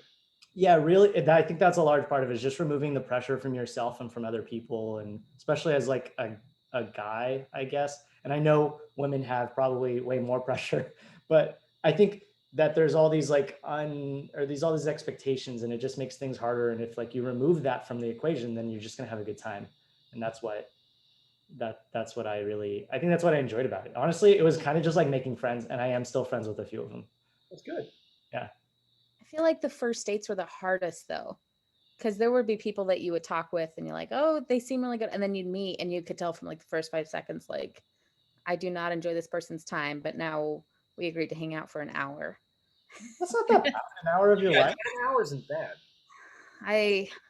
One of the other. I don't know about that. It's a very short, like, fuse. Also, Dylan's very extroverted, where he likes just talking to people, where it's like draining for me if I have to enjoy the people I'm talking to. Otherwise, I'm just like, what am I doing here? Yeah. Or like, so finding just a guy that I would even want to go on that first date with would take some time. But I think they were all playing that numbers game too. So it's like you would click and then are like, oh, sorry. And talking to this other girl. And that's why like most of them ended too, because they just kept going on too many damn dates. Well, You guys keep wanting to find them and find them and find them. Let them come to you. Just focus on yourself and your priorities. I've been doing that And for then 3 fucking years, Phil. when Yeah. it hasn't happened yet, then it's gonna be another. Don't rush. I don't know why everyone wants to get out there and just like start dating again. It's just like I feel like it's so much. Well, I mean, I think it is like that. It's like making new friends, and it's just like so much pressure of all that, like the dating pressure and stuff. And all I need. if I feel a connection, cool. If not, like it's fine. Like It is still like a good skill to work on because it's a skill like anything else. Like I've never lived with a person I've been dating before. You know, like just that in and of itself is something that is a skill. You know, I think one of the flaws of being involved in comedy, improv or stand up, is like all of my friends are funny and interesting and are great to talk to. So anybody I go on a date with like is kind of boring, and I need to like bring all this effort to like keep the conversation going. And they're like, "Oh my god, we connect like on wow." Conversation has never flowed so easily for me before, and it's like I am exhausted. I'm like doing everything to keep it not boring. That's happened over and over and over. Well, on the other side of that is I always have my friends in the back of my mind. Like, is this a guy I want to introduce to my friends, or is this a guy that I'm going to have to like babysit around my friends? And like, it's going to take away time from like being around people I actually enjoy. Or am I going to be like, this is Bobby. He doesn't know how to talk to new people. So I'm going to sit by him and not move from this chair.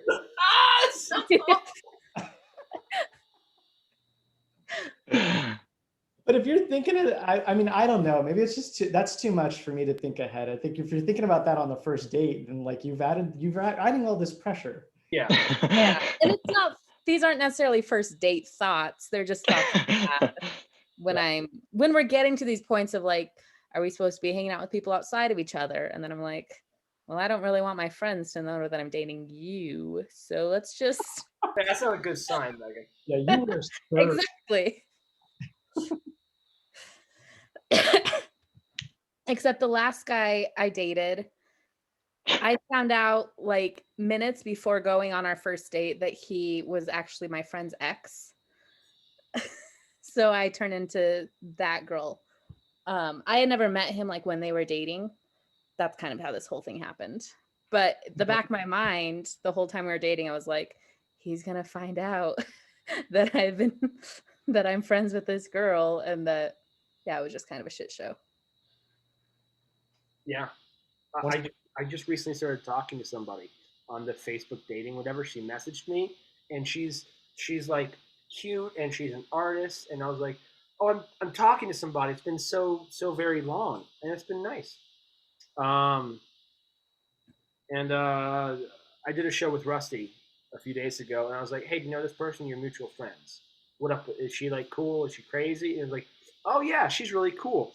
You know who her ex is? It's Marty Adam Smith. Oh, I know who it is because her and I were talking too. He only has one ex? Is she the poet? Yeah. Yeah, I know who that is. Yeah. I think I know who too. Yeah, you're friends with her as well. And yeah. On the cover of The Alibi. She's a cool person. And we've been chatting, and that's been nice. But yeah, that was a moment of like, wow, small town. It's too small. I went out on a date with her. We were like really close to setting it up, and then it just didn't happen.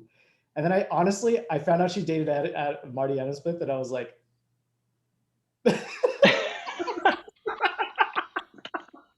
I made a fucking good choice. I mean, like, better than that, you know? God. Really funny. Well, I hope it goes well though. I don't mean to. Yeah. You bring this up has reminded me, like playing the numbers is a healthy thing, and I can do this, and You're real inspirational, Dylan, for me. Aw, thanks.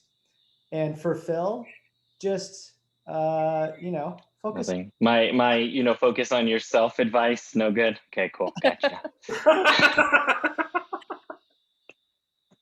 That little thing that you told us? Nah. Little violin. Just yeah. Good Cool. advice. I've done it for a minute though. Well, I feel like my favorite Yeah. part of online dating though is like talking to multiple people, like before it even gets serious. Cause that's when you can kind of have like just fun. And that's when I play the numbers. And then going on the first date kind of kills all of that. Like, Why? oh, you were much more fun through text. Ugh, exact opposite. Like the talking over text, like, is the nightmare. I hate it more than anything. Is it because are you bringing? Okay, so I ask because I feel like a lot of people, well, it's very impersonal and it's very small talky and how are you doing, as opposed to like very personalized, like, hey, I noticed this about you. Let's talk about that. Or No, I think it's the opposite. Like through text, I can weed out the guys and we get into like these long, deep conversations sometimes. Like the guys that are just like, hey, how's it going? What's your day? And then it gets kind of like boring. I usually fall off with them pretty quick. And then it's like we have these nice conversations and then we meet in person and it's back to the small talk. that just, it kind of sounds like just a little discomfort, like the anxiety of first dates, I guess. Look at your Oh, face. really? You think so? Did you just diagnose me? Is that what it is, Dylan? I don't know why I don't do well with dating. I'm such a fun person to be around. What? Probably because you're doing that. I'm just such a Oh, is it pleasant. raining outside? Oh, you think it's raining? You think I didn't notice? Oh, you want to give me a kiss? Oh, I could tell. Obviously, look at me. You want some of this? Yeah, I have huge bosom. I know this. I'm aware. Megan's just, we're all sad for Megan because she's like, oh, it's so hard. And then we zoom in on the date and it's her mocking her dates.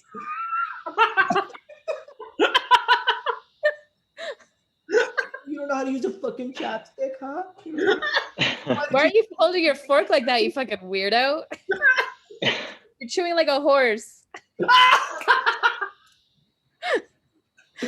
I'm a very pleasant person. I think Megan would make a great date. You're probably awesome. I think you're making a hilarious one. Yeah. I've had good dates. They just flounder. But I think Phil, I'm gonna give you credit this time. I think it is more because all my dates were in my 20s. So I think it was more just like trying to find one that sticks rather than like letting it come to you and letting it like, I do believe that there's something in like your right fit will come to you and you don't need to force it and like go searching for it so much. So where is this spontaneous love gonna happen? See, that's my Phil, you got to answer that. Be in love. What? Be in love? Oh, if she knew where it was, if he was at, she would already be in love. Aw. But she doesn't, so it's still. But she's not sure. That's why we're talking. Well, no, we're putting the onus on you to say, if it finds you and it happens, where is that supposed to happen? Or where would it even happen? What if just Phil just like bounced out of the Zoom chat right now? Like, logged out. Yeah, the love of his life grabs him with those big sticks with a hook when they would take you A off. little Bo Peep. Yeah. Yeah, a little Bo Peep. The shepherd's crook. Yeah. But I think there is something in like finding a relationship out of love versus out of like the fear of being alone. And I think that's a lot of what online dating is. Mm-hmm. Of course. Yeah. I think that's a lot of relationships. I think what you're saying is the reason why the divorce rate isn't as high as it should be. Because they're just too scared to get out of it. Yeah. Yeah. I truly think the divorce rate's too low, even though it's still 1 in 3 or something. I think the marriage rate is too high. There. Okay, I like this hot take. that might be it. Megan like is finding the actual. If we had We a got both higher sides of divorce this. rate, we would be happier as a country. I get If what? If we had a higher divorce rate, like we would be a happier nation. Yeah. Or if it was just okay to be like single. Mhm. Mhm. Yeah. And I Be think it's gotten single. better. Like I think about my parents' generation. My parents got married when they were 19 and 20. No, 20 and 21. Yeah. And it's like, no wonder you guys got divorced. They didn't play the odds. It's like if I had married Britt, then I would have been divorced, I'm sure. Actually, that's the love of your life. I'm sorry. I came here to tell you that actually. Shit, I missed it. He's on a farm right now raising cattle and sheep and just And waiting for you. Found him on Facebook. And he's Yeah, he has a great physic. been in the Zoom waiting room the whole time. Let me let him in. Ooh. He didn't turn out too well. I'll show you guys later. But this is not the Brit that I imagine marrying, so I'm okay with that loss. Wait, you found him? I found him. Maybe I never looked for him, but he popped up real Never quick when lost I it. typed in his name. Wouldn't that be amazing if there was a podcast or a show or something like this where the person that like you had a big old crush on or whoever, whatever the situation is, they're just sitting in the waiting room and then you just let them in. That'd be a real fuck. I love this idea. I'm fucking in. I don't know if everybody's in, everybody knows. So it's like it's almost like No, I want to surprise it. Like, Dylan, guess who's in the waiting room? oh God. Is it Jessica. No. I Who had do you guys bring into the waiting rooms for each other? ooh, I bring in Tito's dad. But like not alive. Like a body on the floor. It's just a webcam at a cemetery. Yeah, I just really start crying. Ah.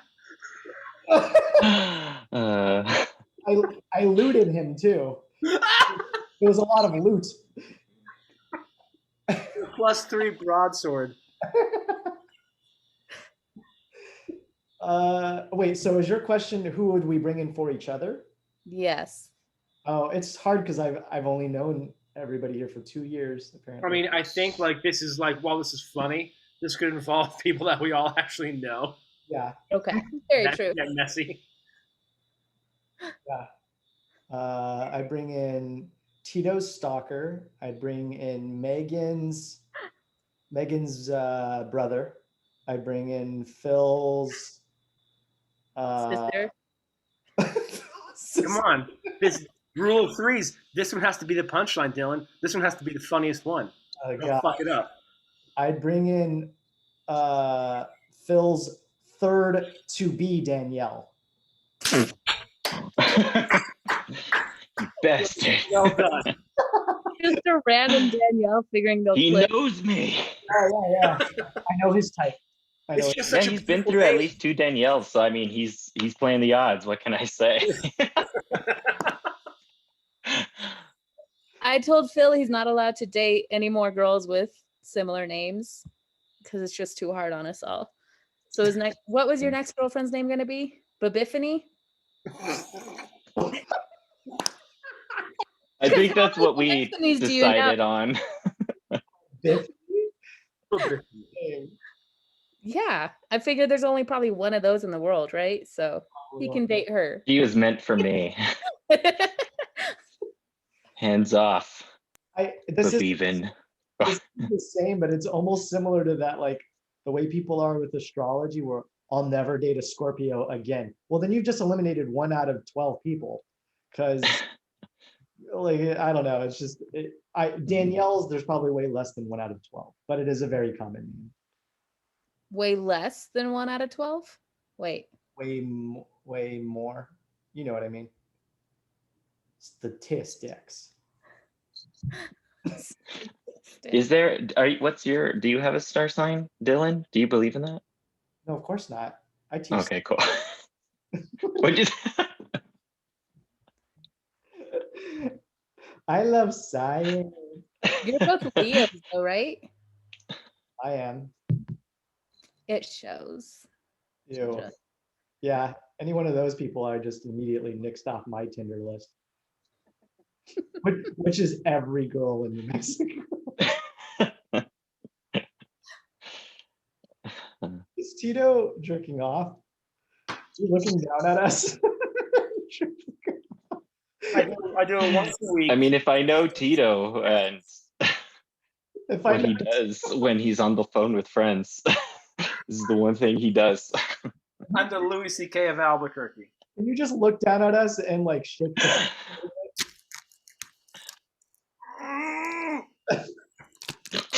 I'm cutting the plastic wrapping off a pizza. I wanted to make this pizza since the beginning of this Zoom call, but then I'd be eating pizza throughout the entire thing. And that's bad form. I was like, it's been an hour and 40 minutes. I think now it's time to throw the pizza in the oven. This is Tito's cooking hour. Segment. Hey, Segment.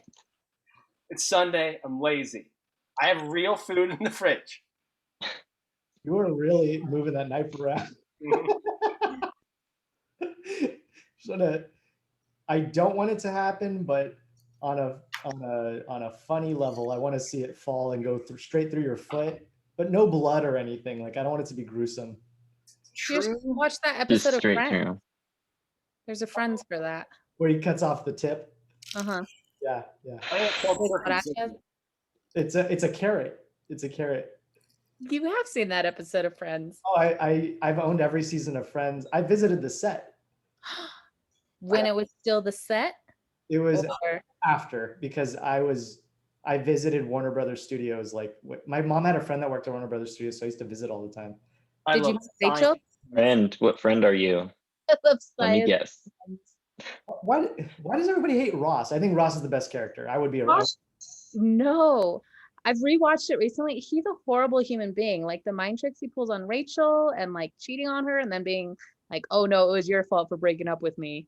They were on a break, Megan. You are a Ross, and that's the only reason you're defending him. You've been on many a break, haven't you? They hate him because of the chin, right? It's just like, I don't know Well, why. in that case, I'd hate myself. yeah. It's like, well, that can't be a worthwhile person. Megan, do that and say Uba Jawa Kaka.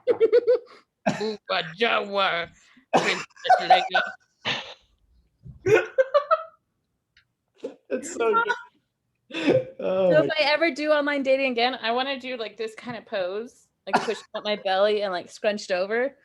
And then the caption would be like, at least you know it can't get any worse than this. God,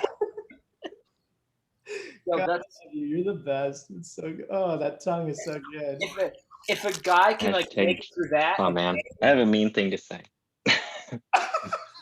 Do you preface all the mean things you say, Phil, by saying, I have a mean thing to say? Why don't you just not say it? I already won't. started. So keep going. It's too late. I don't remember Oh, fucking, you're just a tease. You're a mean tease. it. Oy.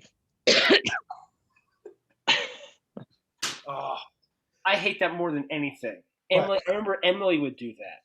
She'd be What? like, "Oh, there's a really funny thing that I could say right now, but it's so mean, so I'm not going to." It's like, well, just tell me anyways. No, I actually already forgot it, and then like that's the end of it. Well, Like- it's either say it or don't say that you were going to say something. I know, it's infuriating. It's true. That's- Yeah. That's your lesson. I for know me, these people. Phil. God damn it, people. Two people. Oh yeah. Do you do it the opposite way too? I have something really nice to say, but I forgot. I usually hold all my compliments for the end. You take out a scroll. I decree, Dylan, you are decent. I've never been called that. Decent. Dylan the decent. Phil the decent. Dylan the decent. Phil the Felonious.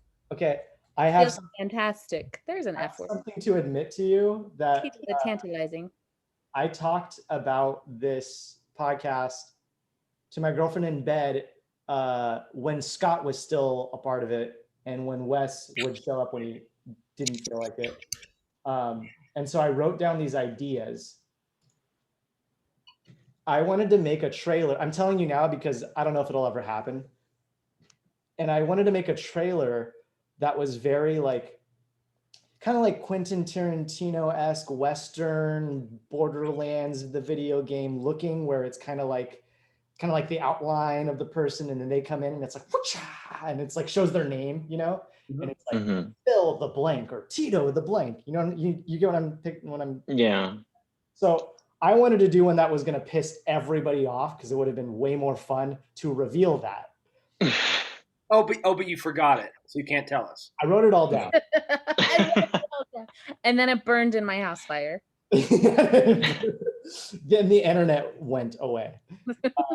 So I wrote down everybody's name and what their title is. I'm not ready. Oh, I guess I wrote it after Scott left because I have everybody's name in here except for Scott. Megan's is actually Megan the blank. It's very close. I don't like this game. I was about to say something mean and then I'm gonna follow up on it. All right, ready? Follow up. You got to give me the face like, whoosh, and then I'll say what it is. Okay, who's first? It goes Tito, Phil, Wes, me, Megan. Okay, hit me and I'll react. All right, and go. Whoosh. Tito, the liar. All right. Phil's next. All right, you go. Where did that come from? Phil, the drunk. All right, I guess I'll do. No, who's gonna do Wes? Phil. Oh, Tito. Phil has to do Wes. Wes, the village idiot. Oh. All right, hold on, it's my turn. Dylan, the hunk. Oh, Shut the fuck up. All right, Megan, you're the last one. You're the last one. You Go. can't pick your own. Go, you go. Megan, the girl.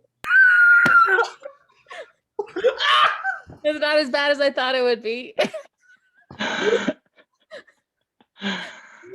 I'm totally okay with just being the token.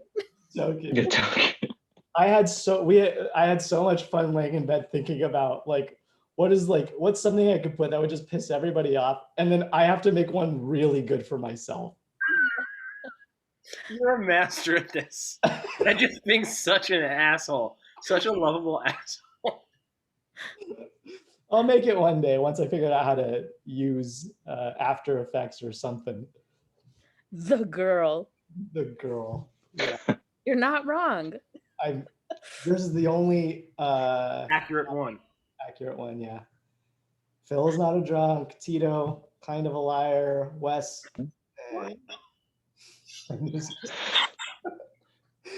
No, but when I was thinking of the things, I was like, what would make them mad? Yes. No, I feel like you did a good job. Okay, good. So what would mine be? What would make me mad? Narcissist. The narcissist. Oh, yeah. Wait, it has to be true. It is true. It has to be not true. Oh, it has to be not true? Yeah, because Phil's not a drunk and Wes is not the village idiot. So you are a narcissist? Well, you're borderline. That's why it works. But like the thing is, like, not anymore. Like ever since Wes moved out of the village. Right. Yeah. He moved out of the village. Yeah. Lobo Village? Did he live there at some time? Mm-hmm. Lobo Village. What would you be? No, like, I mean, so far, narcissist is very accurate. Yeah.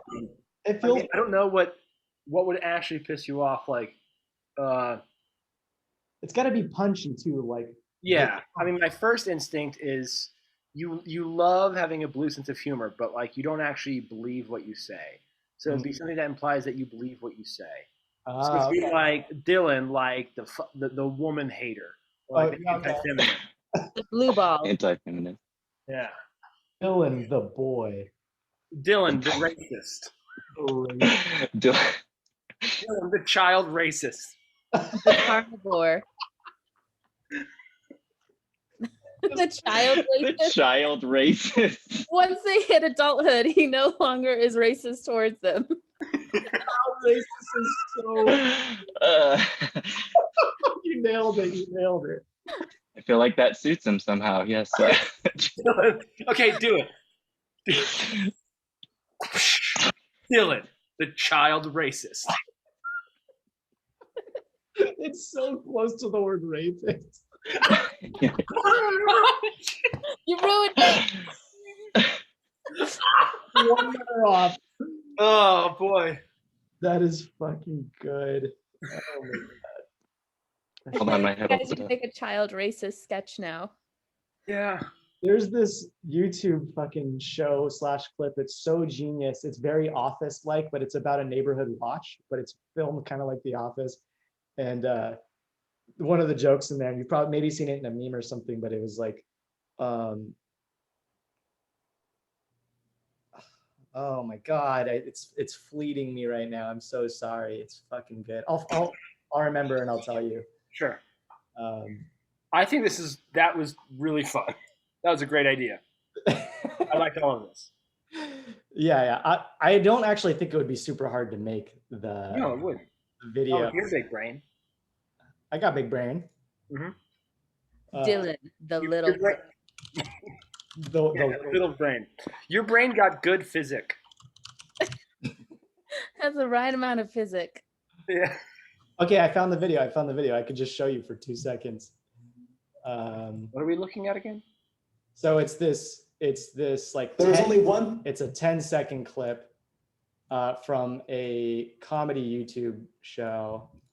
It's really good. Just watch the first episode of it. But here's the clip. There is only one thing worse than a rapist. Boom. A child. No. There is only one thing worse than a...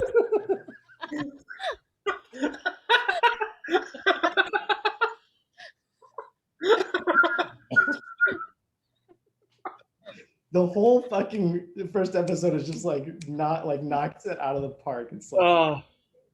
I've seen that clip 1,000 times, but I didn't know what it was from. Oh man. yeah. If you want to watch it, let me know. I'll send it to you. Yeah. Send it. Oh my God. A child. That's genius. That's good. Should we have ended on the big laugh? We can do that if you I want. feel like, listen, nobody should be listening to this all the way through. You know, shame on them if they do. Right. Yeah, probably not. Yeah, it's really about the clips, man. I finally got into Instagram and I like looked this up and I watched all the clips. I was like, oh, this is fun. Yeah, I really Yeah, do. I kind of like, you pulling the clips of us and stuff. Like, I feel like, I don't know. It's really fun. I'm going to steal that for my other podcast. Yeah, do it. Honestly, What podcast is that? Oh, retro tune in. You got a retro and you tune in. That's right. Me, Scott Brown, and others are talking TV. We talk TV. just one other person. Is it Sam? Yeah, we had Sam on like the first two. Megan's done one, and my sister's gonna be on another one. So. Oh, it's a guest. Mm-hmm. Well, sort of. It's Yeah. supposed It's to like be. Okay. it was free. It's kind of rotating at the moment. Yeah. Okay. But Gotcha. we'll see. I hear Good things. I know Good things. figure out our third host when I hear it. So, oh, Trying to figure out that third co-host. yeah, trying to get in there, huh? There it's, Dylan. well, we are looking for networks. We are shopping around for networks right now. New episode There's featuring available. Dylan, the child racist. Like, We're doing Blues Clues. I hate all the fucking ladies. Yeah, once they reach it, yeah, Megan's right. Once they reach adulthood, it's like, all right, we're on even ground now. I can hate on you on an even playing ground now. Yeah. If you didn't turn into a white man by age of 18, I just can't deal with you anymore. There's no sense of trying. Dylan, not understanding how science works. It's called Neighborhood Patrol. I just posted the link in the chat if you want to watch it. Actually, the whole thing for you should be Dumb Dumb Dylan, Dumb Dylan. the child raiser. He just keeps getting longer. I'll put it together. It'll take me some time to figure it out, but I'll do it. Put this together? Oh, or which? Which Yeah, some real good music behind it. Yeah, we got it. The music won't be as good as the theme song to Tune In Radio, Retro Tune In. That's right. Yeah. I wrote that. Did you really? I did, yeah. Now I'm thinking, because I didn't think we were gonna really use it, but now I think I might have to do a remake of Remix. Retro Tune In. Yeah. So Do we it's have a cool. theme song for Down to Fun? Oh, I'll write something. Yeah, you need In fact, I think I did write something. Hold on. We should all write something and have a competition. I think it should be church theme. Down to Fun. What's happening? That's been waiting on the sidelines for 2 hours. Yeah, I always have my Asked stuff. if we wanted to hear his bass or guitar. What was it? I can't remember what it is. Down to fun. Down to fun. Down to fun. Something like that. Sheila! Yeah, it's fun. Those are my melodies I'm working on. Yeah, COVID's treating you real well. Wait, I don't think I had a chance to tell you, but I don't think I showed you guys that I got a guitar. A car? A guitar. Oh, You got a Glock. Did I show you? yeah, you show me, but show them. Yeah, I don't think I saw. Did you get a new one? Oh yeah, because it last time I didn't do this. No, I've wanted an acoustic guitar for a while. Oh, nice. So Yeah. I can't find one because left-handed things are hard to find. You know, like Yeah. you could go into a Guitar Center and they'll have one left-handed. Maybe it's electric. You should go to Ned's Yeah. Lefty Emporium. Ned's Left-Hand Emporium. Mm-hmm. Well, I guess in my search I just missed that. No, there's It opened literally here. Actually, it might be out of business now. I haven't kept No, up with the past few there's seasons. one out here in the Bay Area. I was literally just at it. It's all left-handed stuff. You just went there just to Well, Just- no, it's on the wharf. It's on Pier 39 in San Fran. So I randomly, I was like, I got that stimmy, so maybe now's the time to try for an acoustic. I went to Music Around, which is a used store for music stuff, and they had like several options acoustically, and so I got to try some, and I came up with this like really lovely. 1 second. He doesn't have his ready to go. If he shows us his Not on the side, ready to go. But Or his bass. Ready to go. shit. Oh Did you yeah. pull that out from your pillow? But this is a lovely left Oh hand. wow. Yeah, it has a cutaway. I like that. It has like nice outline. It has like mother of pearl. It's just nice touches. It's a electroacoustic. It has a built-in tuner. Oh nice. Yeah, it's really nice. That's really nice. Yeah, and it sounds good. But what I want to show off is the guitar case. Okay, guys? Stick with me, because you got to get a hard case. Soft case is dumb. Acoustics are delicate. So you got to get a hard case. Most I'm hard looking cases at my are black. soft case for my acoustic right now. and you're looking how dumb it is. Megan, you son of a bitch. Look how dumb that is. Go Just so lay. fragile. Suzuki. So- Dylan, do you know what Suzuki means? It's your people. Is this how you talk to all of your Asian students, Megan? I'm a child racist, so yes. Child racist. So first case that I tried, first hard case was too small. Second hard case, a little too big.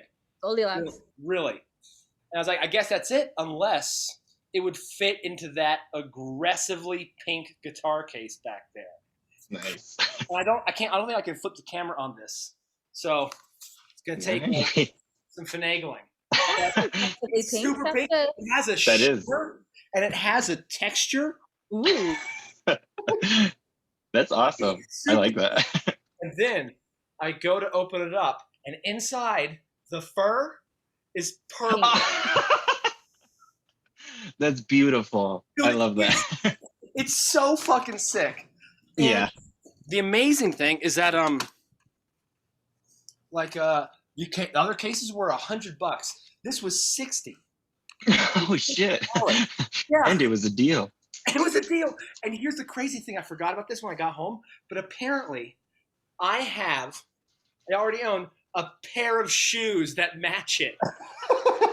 I've seen those. Right? And I wish Oh my god, it was like Never meant to forget. be. That's sick. It's so fucking sick. Oh, that's cool. I told Tito that he needs to do a really cool photo like day with his shoes, his guitar case, no other clothing. You need like no other clothing. I was gonna say you need a really pink suit, like it just like a Yes. strawberry milk pink suit or something to go along with it. Purple coat. Dude, like the guitar and that case, like all on a whim. I was like, oh, it's exactly what I was looking for, and it sounds great. So I'm so Awesome. That's Yeah. cool. Yeah. It's one of those really happy, spontaneous purchases, which Mhm. don't come very often, but they happen. No, it feels very faded. Yeah. Thanks, Obama. Am I right? Yeah, right? Dude, Obama. Because you spent your stimulus check on it, so it's government related, and I can use that. R.I.P. Obama. Do you still play drums, Dylan? Sorry, I just realized we're talking about music and you didn't say. I thought you I'm the do only drums. I sold my drum set when I left Oh shit. because I live above my landlord, so I can't. Do that. I don't know that I can't, but it seems like a good way to get kicked out. Yeah. So about- I actually have been like contemplating. I was like, what the fuck am I gonna do? Because I get like what's it called when you need the drugs? Withdrawal? Jonesing? I'm getting drumming withdrawals. Yes. Mhm. And so I've been like trying to figure out like how do I make this work? What do people do in big cities when they live real close together or on top of their landlord? Insulation. Drum on Fish's butt. You can drum on her butt. That Does that. is good, but it doesn't have One this. of those electric pads. That Well, Rock band. this you can. rock band. That's the little drum pad that I got to make my dad's song. Mm. So that was like, I have finger drums, but it's not enough. So I messaged my old bassist who has lived in many different places and is a professional, has a PhD in music actually. And I was like, what do I do? I feel a little bit stuck. And he said, get an electric drum set. And in the meantime, like don't think of it as like a final thing because I know you love acoustic drums, but he's like, just do that for now. And then the other thing I asked him was like, I really want to start learning more traditional jazz drumming. How do I get into that? And I told him like, I'm thinking about just like reaching out to like, there's like jazz schools all over the place. And so I actually got off the phone with a coordinator for one of the jazz schools who they put together jazz ensembles. So it's like a class. You can join the beginning, mid, intermediate, or like master level jazz ensembles. So I might do that, but my buddy who was giving me the advice said that my best bet is just hanging around the jazz clubs, which I planned on doing anyways. And he's like, and just introducing yourself, like get to know people, and everybody needs a drummer. So you'll just jam out and you'll make friends and you'll be able to keep an acoustic set somewhere. And he's like, that's, that'll take more time. But anyways, that was his advice. So That sounds like good advice. yeah, why not? Thanks for asking, Phil. Thanks for asking. You're welcome. I really wish Megan, are you still not playing your piano? I'm not playing it right now, but I've played it before. I learned the Suzuki method. I know piano. Suzuki for Dylan. Why does it say Suzuki on your? Because it was made in No. Jamaica. So there's like a piano school called Suzuki, Okay. and they teach you more by ear. And those are my books from when I took piano. So you were trained as a kid. Yeah, I took piano lessons since I was 7 to 16. Whoa. It's really And cool. I remember half of a sonata. Oh, I also come know back Twinkle really Twinkle Little Star and Mary Had a Little Lamb. 10 years. That's all that's stuck. 10 years and you don't know anything? I know, like, I can read music Okay. slowly and just the right hand. But, yeah, and I learned like a lot of songs throughout that period, but that's like all that's stuck after 20 years of not playing. It would come back real fast, I bet. Yeah, like when I have the music in front of me, I can usually pick up songs that I had memorized. Because to graduate, you had to play every song from a book from beginning to end in front of like an audience. And then Boy. each year we had to do auditions where we didn't get any roles for anything. They would just grade us and tell us like if you were good or bad. So it was real great for a child. And we would have to learn, I think we had to play like 3 songs for them and then like a specialty piece. And so I've learned a lot of songs, but it was a little bit of torture. So it's not super fun for me anymore. I also didn't get to play a lot of songs that I liked. Like I wanted to be Elton John. My teacher did not want me to be Elton John. That's He was dumb. a homophobe. Oh, because she was a homophobe. That sucks. I really don't know. He hates fish. Homophobes don't suck. Not enough. I think that's a penophobe. Tomato. Penophobe. Wait. What's Latin for penis? I think it would be philophobe. Phallophobe. Phallophobe. Phallophobe. Yep. I've recently been like jamming with people for the first time in my life. I've been a bedroom musician, guitarist my whole life. And getting Playing out- that skin flute. What? Playing What'd that you skin flute. Girl. Mhm. Yeah, I always like talk about that when I go on a date, and then the date doesn't work out.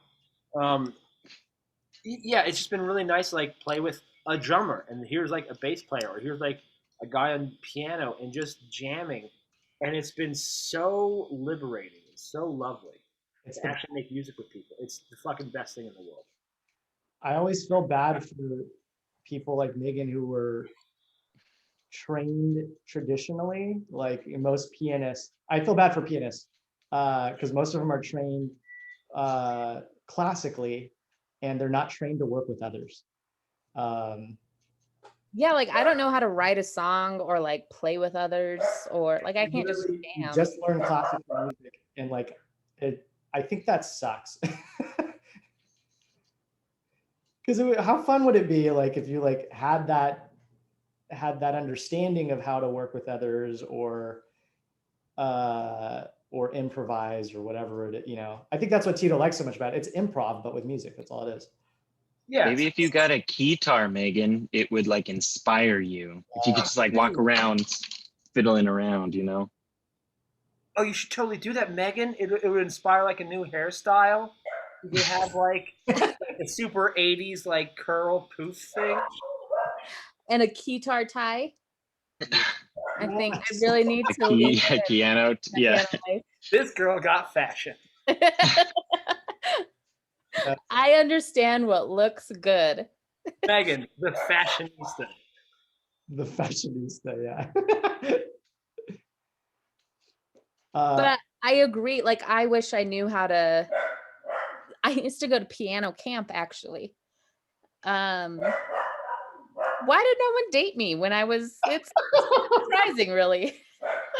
And I remember taking like a improv piano class, and I was not a fan.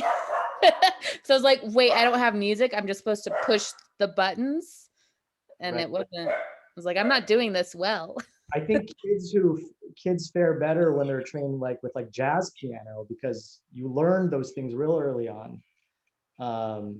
And it's like it's for me or for how I feel about it, it's the fun of music is collaboration. And like you just don't get that when you're just like, all right, here learn this classical. And the shitty thing is other classical musicians all learn how to play together. It's just piano. Like Nick's wife, she's I think she's classically trained in flute. Yes, a flautist. Yeah, she's a flautist, and like she plays with people all this. Actually, she's played with my bassist, who is the professional. He's actually a professional clarinetist. But he also plays bass and sax. He's just kind of he's an all-around music geek. You know, Megan, I feel like if you went back to it, like trying a little bit of improv with piano with music, like you might take to it more now. I know that for me, like I did capoeira before I got into improv and comedy and stuff. But like that is just like it's a physical improv that I'm doing. And I enjoyed it and I was good at it, but like doing improv for years and then going back to capoeira, like there was definitely a difference. Like I was able to bring the energy of like a deeper improv sense into that, you know. And I would think that that would be the same for you with music. There's nothing funny in that. It was very sincere. No, I believe it was sincere. I feel like I loved singing more than I loved playing piano though. So that's kind of where I find my fun in music, because I had a friend who was super good. He was a really good guitarist, and in high school he'd be like, hey, let's go jam, and he'd come over and we just end up talking because I'm like, I don't know how to jam. Like so you can play on your guitar, I'll sit at the piano, and then we'll talk. Didn't I ask you to do a show with me once? Yeah, but I've never like sung with a band either. So I feel like Scott and I needed a singer. We didn't need a singer. Scott ended up singing himself, but yeah, Scott was pissed that you kept asking other people. Yeah. Like, well, I was gonna sing, but Dylan's asking anyone but me to sing. Scott was on that stage singing, nipple rings and all. He took off his shirt. He's a hard rocker, and you're trying to take that away from him, Dylan. Damn you. You're ruining my rock vibe, guys. Does that sound like Scott? Sounded like you to Scott. Actually, his nipple piercings were just pins. They weren't even piercings. Wow, very Sex Pistols of him. Yeah. They were just paper clips. They just like put on there. He just hooked like tree ornaments. Yeah.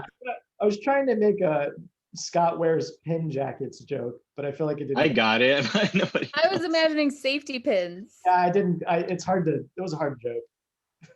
You're recycling that joke from the roast. I am. I didn't do that. You didn't, but you told me about it.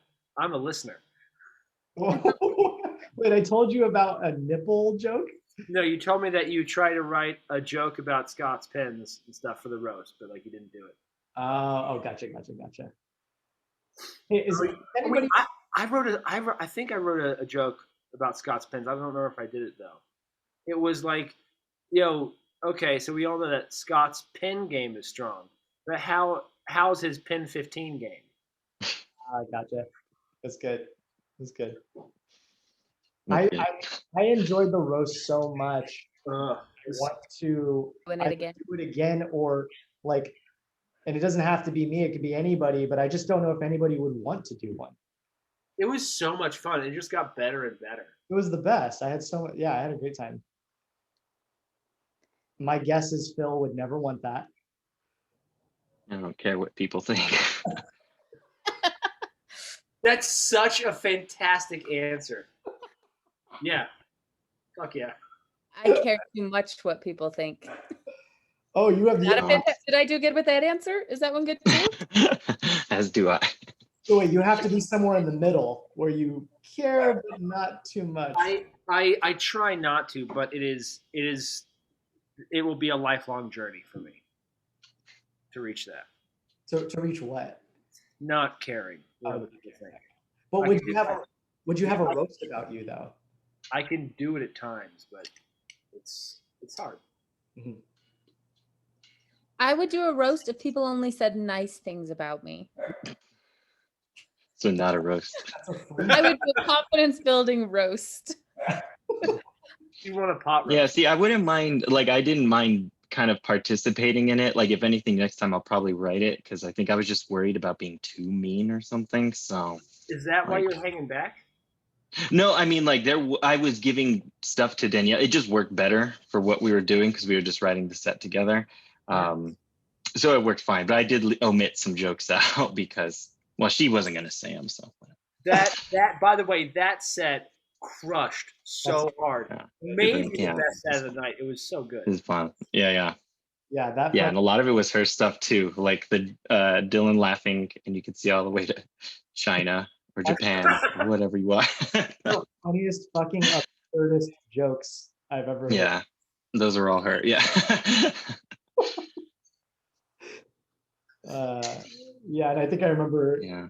Who was it? I think You said something. I just keep remembering one. It was just such a mean burn. I don't know. You said to Charles. what I said a lot of. You said to Charles. You said Charles. Was it? Oh, Charles's favorite music is ska, which means he doesn't really like music, and the only person he could talk to is Tito. Like, damn! Like that one just is like such a savage burn onto. It just stuck with me. I was like, oh, good one. There's so many good moments One like time that. he held me for like an hour because we actually tried. You know, I was talking about my bassist who has a PhD in music. We almost went with Charles instead because Charles was in the band. How was he? Charles was very rusty. He wasn't bad, but he even said coming in, like, I haven't played bass in 10 years or something. Oh, wow. You could tell that, like, oh, he knows how to play, but he's just really out of like game because he hasn't played in a while. And then afterwards, he stayed behind, and that's cool. I hang out with Charles, I like him, but he talked about ska for an hour straight, Ugh. and none of us knew anything about, like, I don't know, we know a couple ska bands, but Yeah. I mean, he's Mr. Ska. Yeah. You like ska? Me? No, Megan. Yeah, like that date's not going to go well. I actually hung out with him at Chiba Hut for like an hour. Was that good? No. It was good for him, but Oh shit! it was mostly him talking about like how impressive he is. Oh. It's like you have to tell someone how impressive you are. You might not be that impressive. Damn, I feel like I'm being a bad friend if I laugh along with this, but that's funny. Let's just say we all love Charles. How about that? I love Charles. Yeah. I'm not saying shit. I'll say shit. Yeah, I come for the Megan truth bombs. Oh God, We that's can edit this part out though, right? We're done with the podcast. None of this is going to YouTube. Oh yeah, no, this is all epilogue. Because Charles might be our only viewer. Thanks. Not anymore. Thanks, Megan. God damn you, Megan. Oh, I just love those words, dude. The string of words "ain't shit" is so funny. Blank ain't shit. Who said those words? Did I say those words? I thought You did. shit. I You don't literally just said say a it. lot of stuff that I don't remember. I don't filter myself very well, so a lot gets out, and it's hard to keep track. It's all good. That makes sense for someone who studies language. yeah, to not have a good control over it. So I get paid to have control over it. Like working in schools, you gotta have a real good control over your language and watch what you say. So when I'm not working, I'm like, fuckity shit, bitch. To your dog. Wild racist jokes. It all comes out. I still talk to Deanna. I'd say we're good friends. I'm not at that school anymore, so I don't talk to her. Oh, so she ain't shit. She ain't shit, bitch. I actually never saw her. She was kind of on the opposite end of the school. I met her once. And it was just in one of those awkward, like, get to know you, like, staff meetings that I hate, where it's like, share an icebreaker. And I was like, I do improv. And she's like, with Dylan Garcia? It wasn't like that. But I just felt, because I knew you were being a whore at that time. And she's like, do you know Dylan? I was like, fuck, how do you know Dylan? Yeah, you almost stuck it in me. Fuck, how do you know Dylan? Really funny. She's so cool. I really like her. Yeah, she was sweet. Fuck, I was gonna say, I can't remember what I was gonna say. It was gonna be real mean, but I forgot.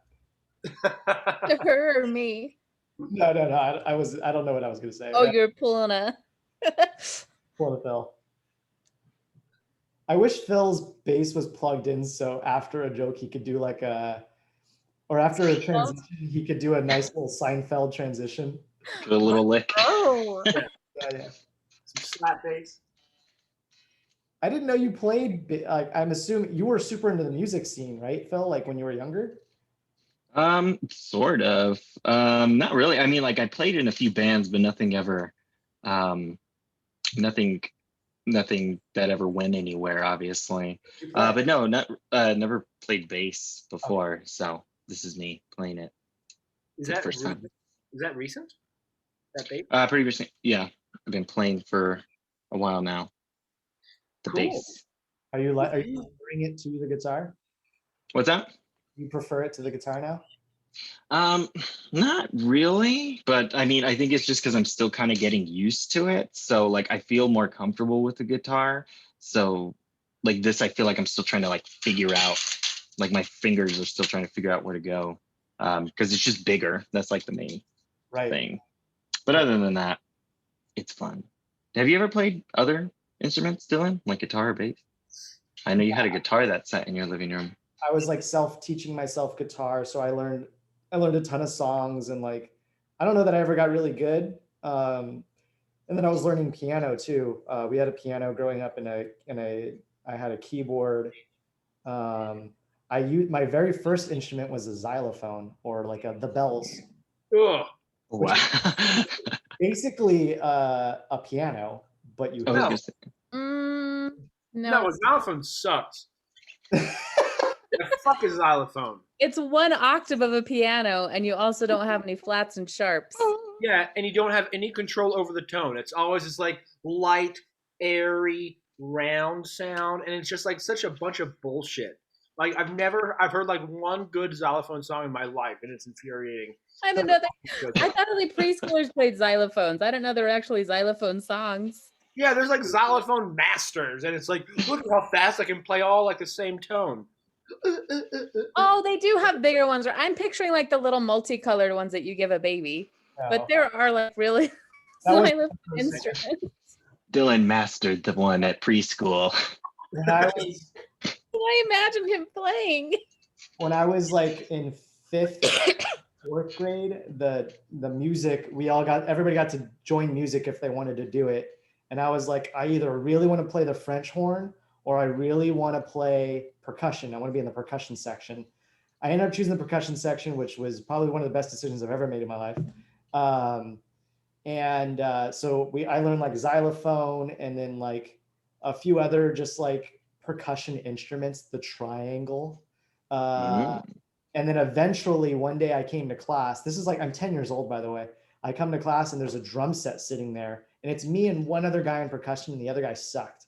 So the teacher said, "Hey, Dylan, get on the drum set." And that's one of the most like intimidating moments of my whole life, where he's just like, start playing. I've never sat in a drum throne, like the seat. I'd never seen a drum set this close, and he's like, start playing. And I was like, all right. So I tried and I sucked, but that was the beginning of my drumming career on an acoustic set. And I don't know how we got there, but yeah, it was good. I think your name for like the whip cut should be Dylan, the Natural. So gross. The Natural. It's so gross. The Natural. I like it. Fuck, I wrote something else down. I was like, I wanted to tell you guys this, but I hadn't seen you in so fucking long. Oh, okay. It's a joke that I was like, it wasn't even a joke. It was a conversation I had with my girlfriend, and I'm like, I think this is a stand-up bit because it's so insane what the fuck I just heard. Is this the argument that you had with her that caused your cousin to move out? No, no. Because I want to hear that. Okay, I'll tell you. So here is the. I was having a conversation with Fish, and she said, we were talking about like breath. We were talking about like people's breath, and she's like, yeah. Do you ever notice? She's like, do you ever notice? Does this ever happen to you? She's like, sometimes I'll be making out with, like when I'm making out with somebody. She's like, this happens with you too. Like if you and I are making out, still do sometimes. 2 years in, she said, sometimes when I'm taking a shit, it smells like your breath. And I was like, are you fucking kidding me? Like, is this a joke? And she's like, no, I'm not joking. And I was, wait, so are there times when if she takes a shit, she gets turned on? hold on, even better, Tito. I said, you know how you ate out my butt the other day? When I burped, it smelled like your breath.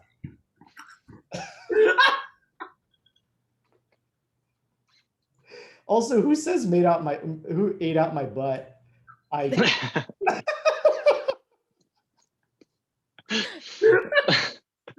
Yeah, she ate my butt. Ate out my butt. She ate out my butt. But she wasn't joking. She was not joking. Like sometimes. That's amazing. So like your breath makes her shit smell like breath, or your breath is so bad it smells like shit? I think it's the first one. But it might be the I second. don't get how